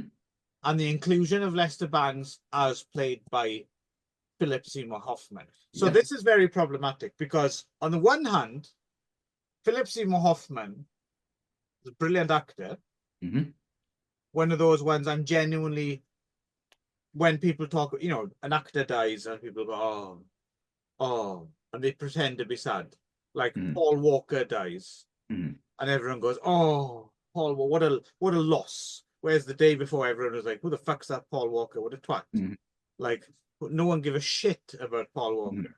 I do Well, apologize. his death was actually notable because he actually died in a car accident when he was famous for car Yes. racing movies. I think Yeah. that made his sort of death stand out a little bit, actually. Yeah, So, but still, I mean, who gives a fuck? Apologies to Paul Walker's family who were watching. If you're Paul Walker's brother or sister, I'm sure he was a lovely bloke, but you know, he wasn't one of our great actors.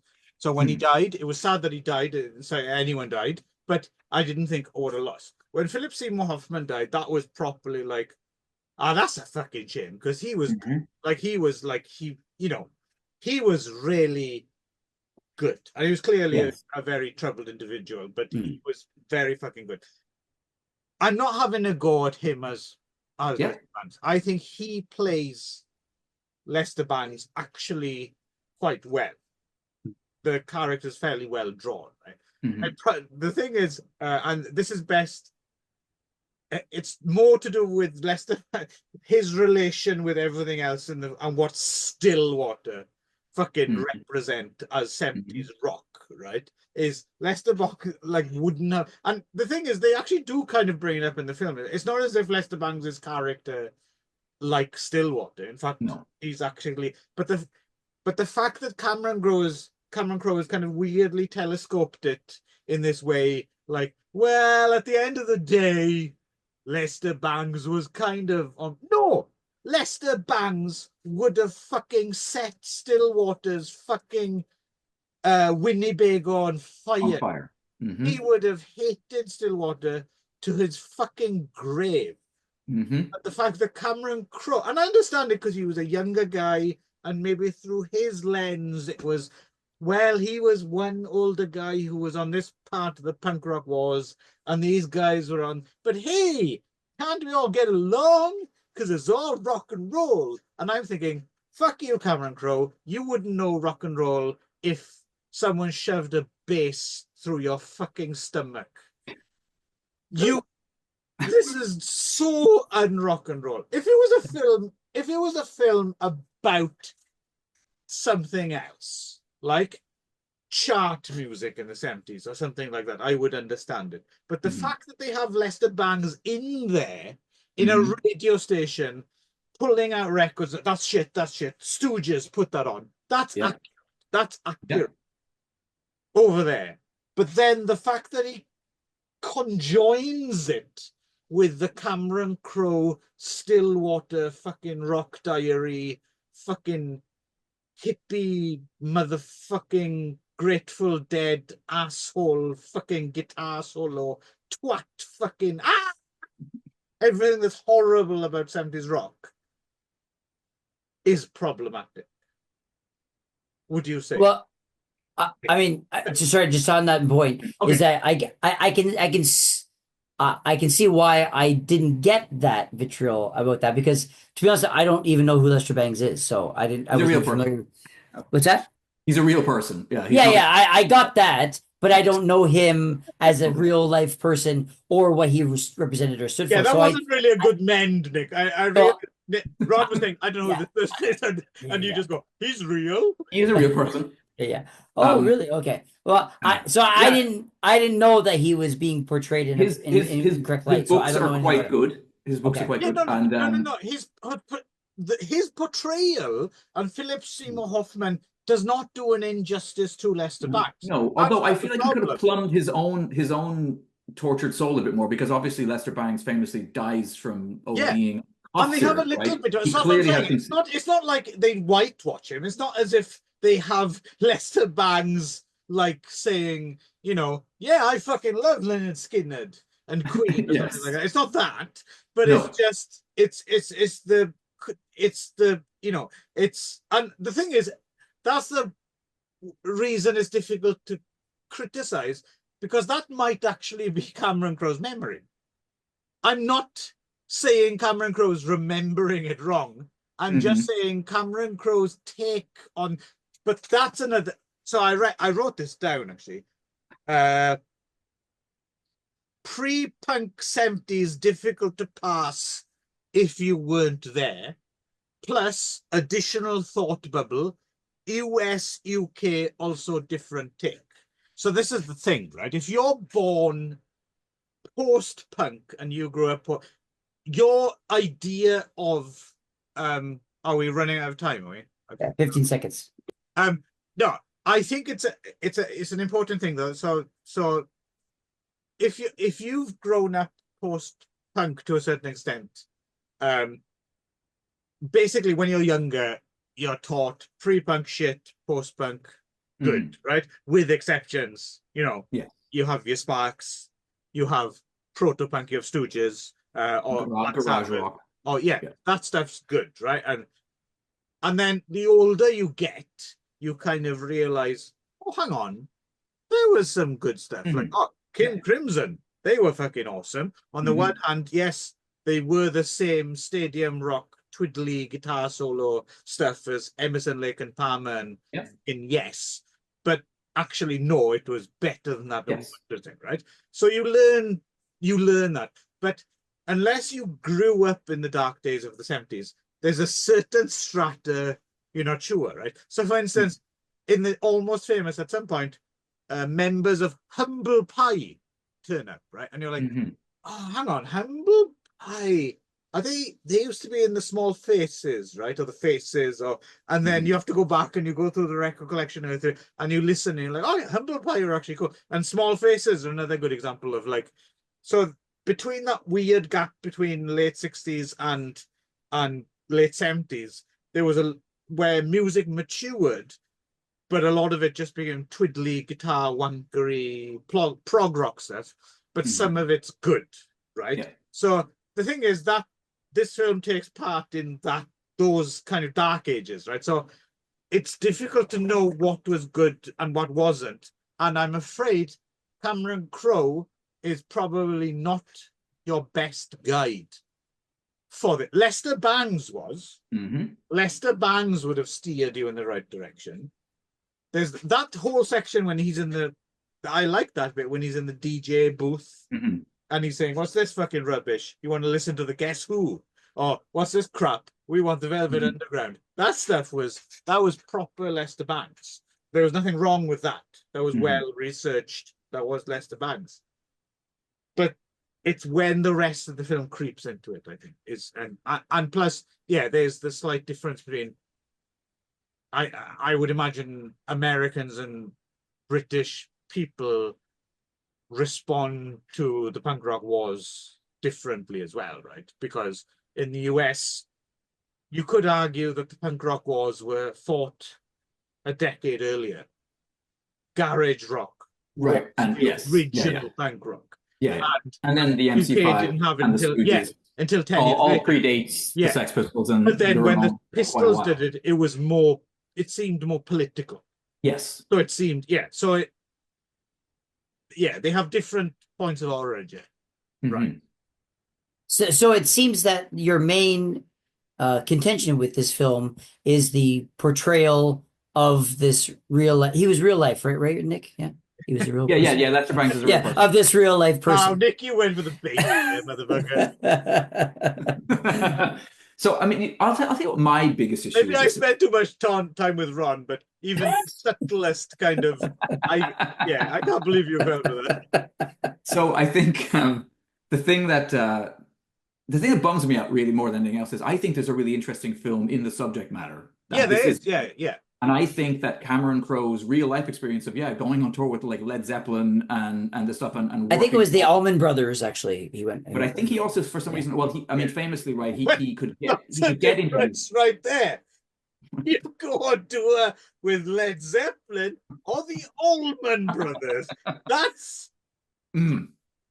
a very different fucking story, right? But I'm still saying that basically there's like.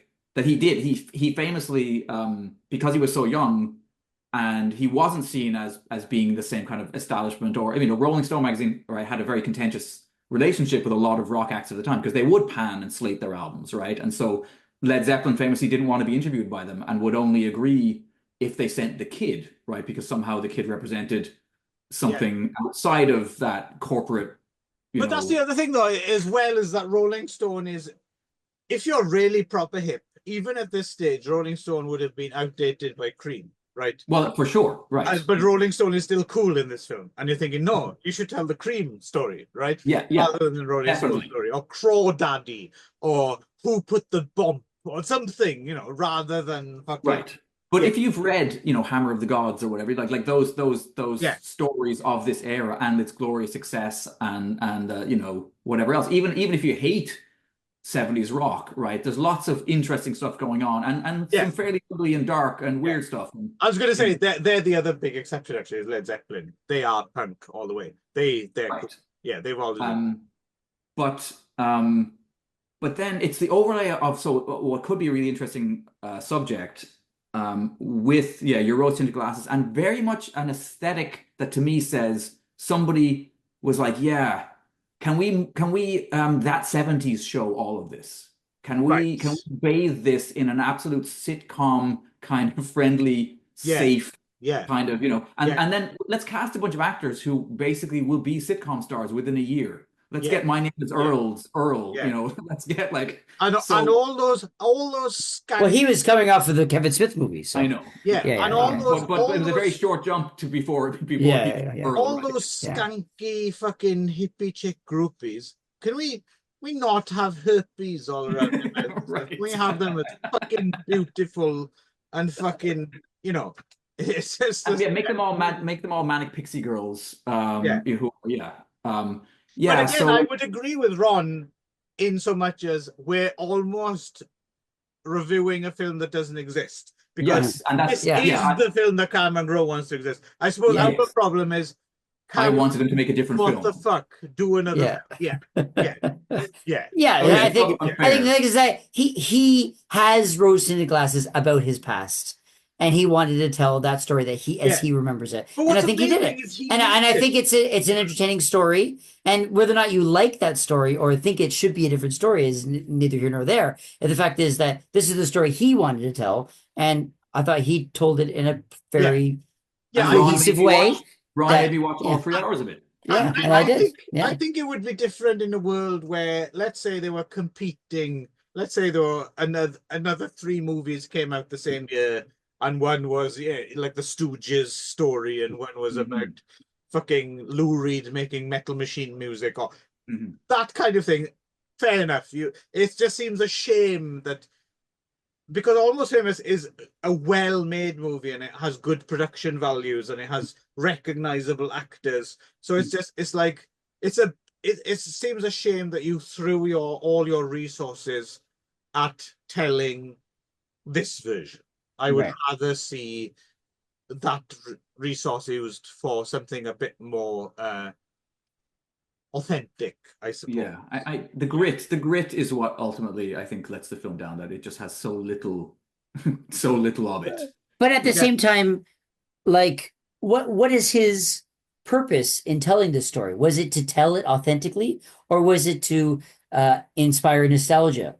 And it's the second, and it's obviously the second. So the thing is that if he wanted to, why would he do that? Because he lived through it. What the fuck does he need? Because I think he has nostalgia for it, and I think it's kind of the same as us. I mean, we have nostalgia for when we were kids, even though it was shit. Like from the 80s and 90s. Yeah, I know I still have nostalgia for the 90s, even though it was shitty. Right? But we retain now a memory that was shit. But if I was going to tell a story, I probably would focus on the nostalgia, because I think I would. Yeah, I think that's the part that's more of an entertaining $100 million, and they said, tell the Ron growing up story from your teenage years, right? Let's assume people wanted to see that, right? Yeah. And you dramatize, and you didn't dramatize. You weren't like, I don't want to. It's not so much I want to do this for a general audience. I just want to tell a story. Would you tell a? You run through the schmaltzifying machine. I certainly would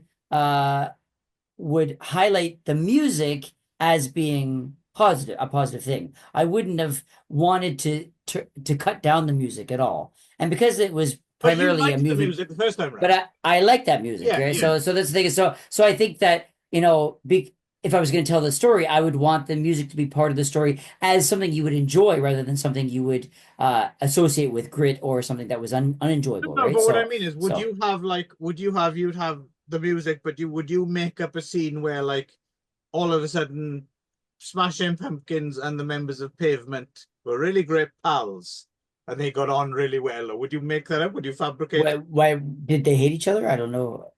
Yeah, they're not. Well, Billy Corgan Yeah. hated everybody, but I guess, right? But Well, everyone hated him because he's a yeah. plant. But yeah. Yeah, I don't know. But No, anyway, but so you know what I mean? yeah, I don't know. Seems like I it's think not- I it's think not the thing is just that his memory. It seems as if his memory has overrided the reality. I think Yeah. that's the crux of it. It's not just it's the rose tinted glasses. I buy that. I get that. I understand it. But I think it's overridden the story, so therefore it distorts the reality. I think, as an I wasn't there, obviously, but I Right. feel there's an weirdly, even though some of the stuff with Lester Bangs in, for example, has an authenticity, as the film progresses, the consistent rose-tinted glasses-ness of it distorts the reality. Right. And that wouldn't be a problem if the film was framed in a way where the Cameron Crowe character was like, well, I might be remembering things wrong or something like that. It is just presented as this is how it is, kind of thing. Is that, do you know what I mean? But I think that would be more of a fault if it was a straight up biography or of a straight up story. But the fact that it's semi autobiographical and the band has changed and he has changed his name. He's not playing Cameron. Okay, so in that I case- think the fact that he's made it semi autobiographical, I think it's forgivable in that case because it wasn't about that. To throw your question back at you, Yeah. is it supposed to be this rose tinted glasses kind of look back? Why would someone do that? Because I think he has that and he wants other people to have it too. I mean, that's So the same you're reason why you saying- tell any story. So you're saying then he's delusional. He actually thinks this is the way it was. No. Possibly. Well, I don't think there's any question. It's not a matter of opinion. This is incorrect, right? It's totally incorrect. We all know this is not how it went down. So for him to present it in this way, he's chosen to remember it wrongly. Why has he done that? What's the benefit? I'm not criticizing. I'm not saying it's wrong to do that. But why would he have done that? I think he's trying to focus on the nostalgia and the positive element of nostalgia than he is. Yeah, okay, but why would he do which sells more and is more attractable to a wider audience than telling the gritty side of the 70s rock bands destroying their hotel rooms and which is a much smaller niche market for people for an audience. Got it. But what I was saying is, but as problem as I have with Cameron Crowe as I do, the one problem I don't have with him is, and I might be wrong, but I don't consider him a sellout artist who would misrepresent something just to get more audiences. I don't think. So yeah, I think his reason for misremembering is something else, I think. I don't think it's entirely money, like a sellout thing, but I do think that he enjoys the nostalgia part of it more than he enjoyed the gritty part of it, and I think that's the part that he enjoys selling. Because look at it, I mean, all of his movies are that. All of his movies are the nostalgia rose-tinted side, right? And I think that's the stories he likes to tell. I understand that, but nostalgia, what I mean is I have a lot of nostalgia, but nostalgia doesn't necessarily mean positive. There's I'm negative. yeah, I know that, but I'm saying for There's no him, negative nostalgia in this. That's for the him, why is it he enjoys telling the positive nostalgia stories. I think. Yeah, I yeah. think, So and why? you can see that through almost all of Yeah, his movies. sorry, There's I so don't mean much to fun interrogate nostalgia. you because you're not No, Cameron Crowe. I'm just saying. I think this Yeah, is I what he apologize. is. I But don't know why? Cameron Crowe's mind. You have No, to ask no. Cameron Crowe. Okay. But I'm saying that No, no, it's based okay. on his body of work, I can say that So he why? enjoys positive nostalgia rather than negative nostalgia. So why do you think? Why do you think maybe he avoids the negative?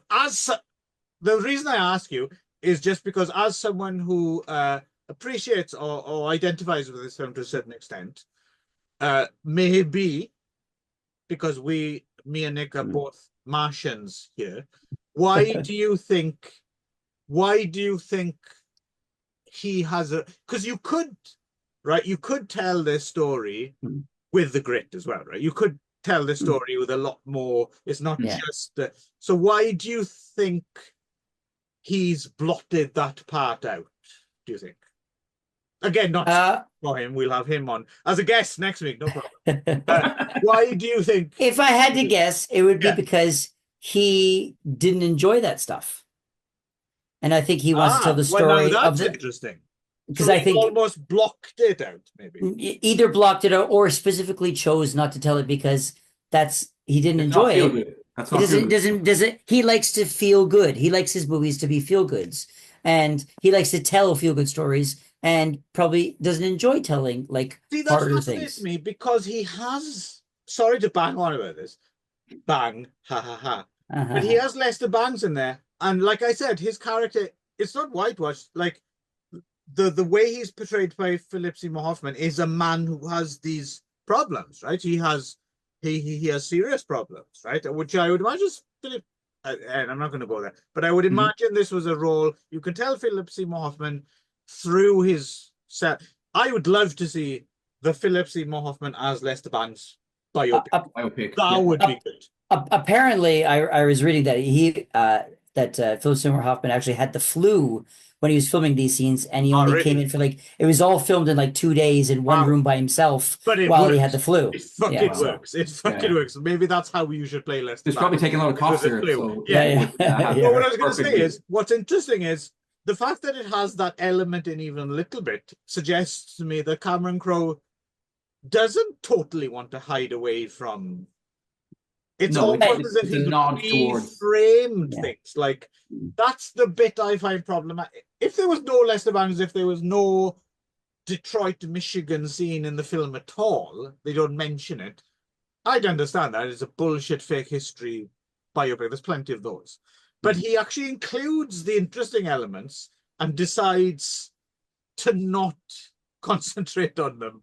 But I think the Lester Bangs element, even though it was sort of had a relationship with the kid character, I think was separate. It was other. It wasn't part of the main story. I guess. And so so I think that the grit over there was okay, or at least implied over there, because it wasn't part of his direct experience other than the phone calls, right?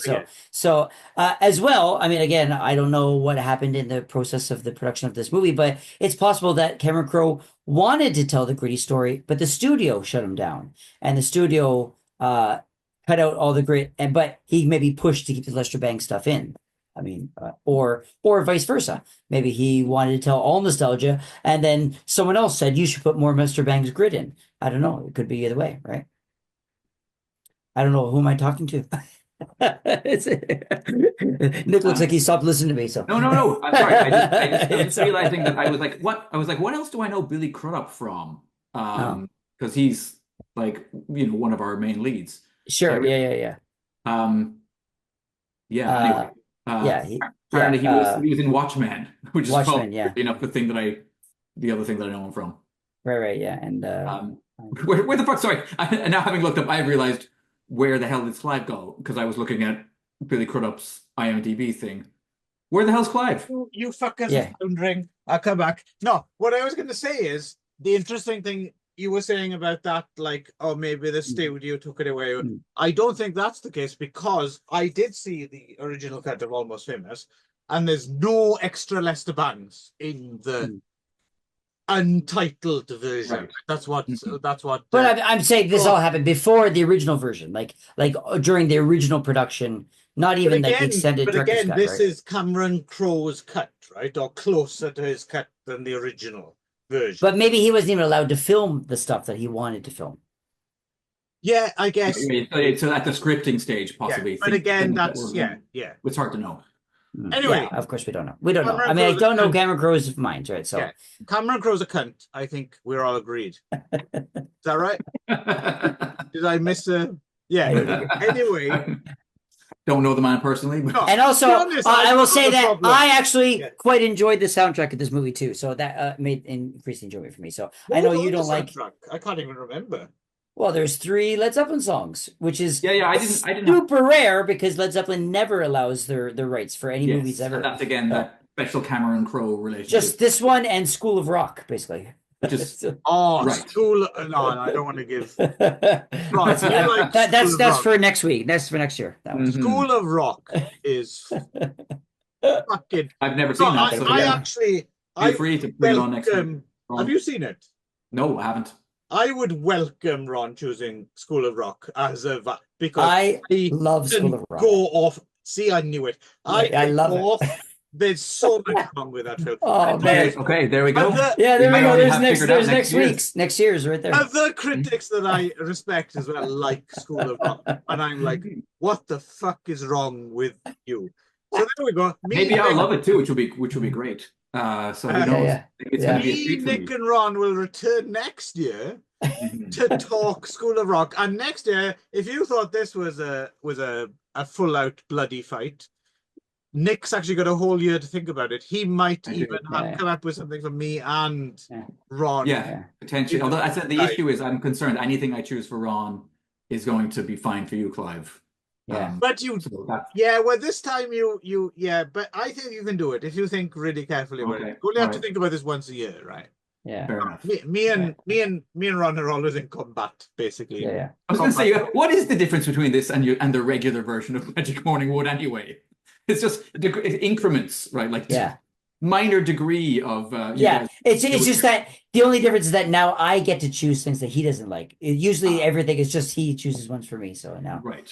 Okay. Well, no, he chooses to. Anyway, this is getting into a domestic dispute. Dispute. Yes. Yes, Yeah. and Ron, And we it's need to put gonna our be rose like- tinted glasses. the back difference is that the on, bullying goes whitewash all both this ways way. this time. I don't bully. Yes. I don't bully Ron.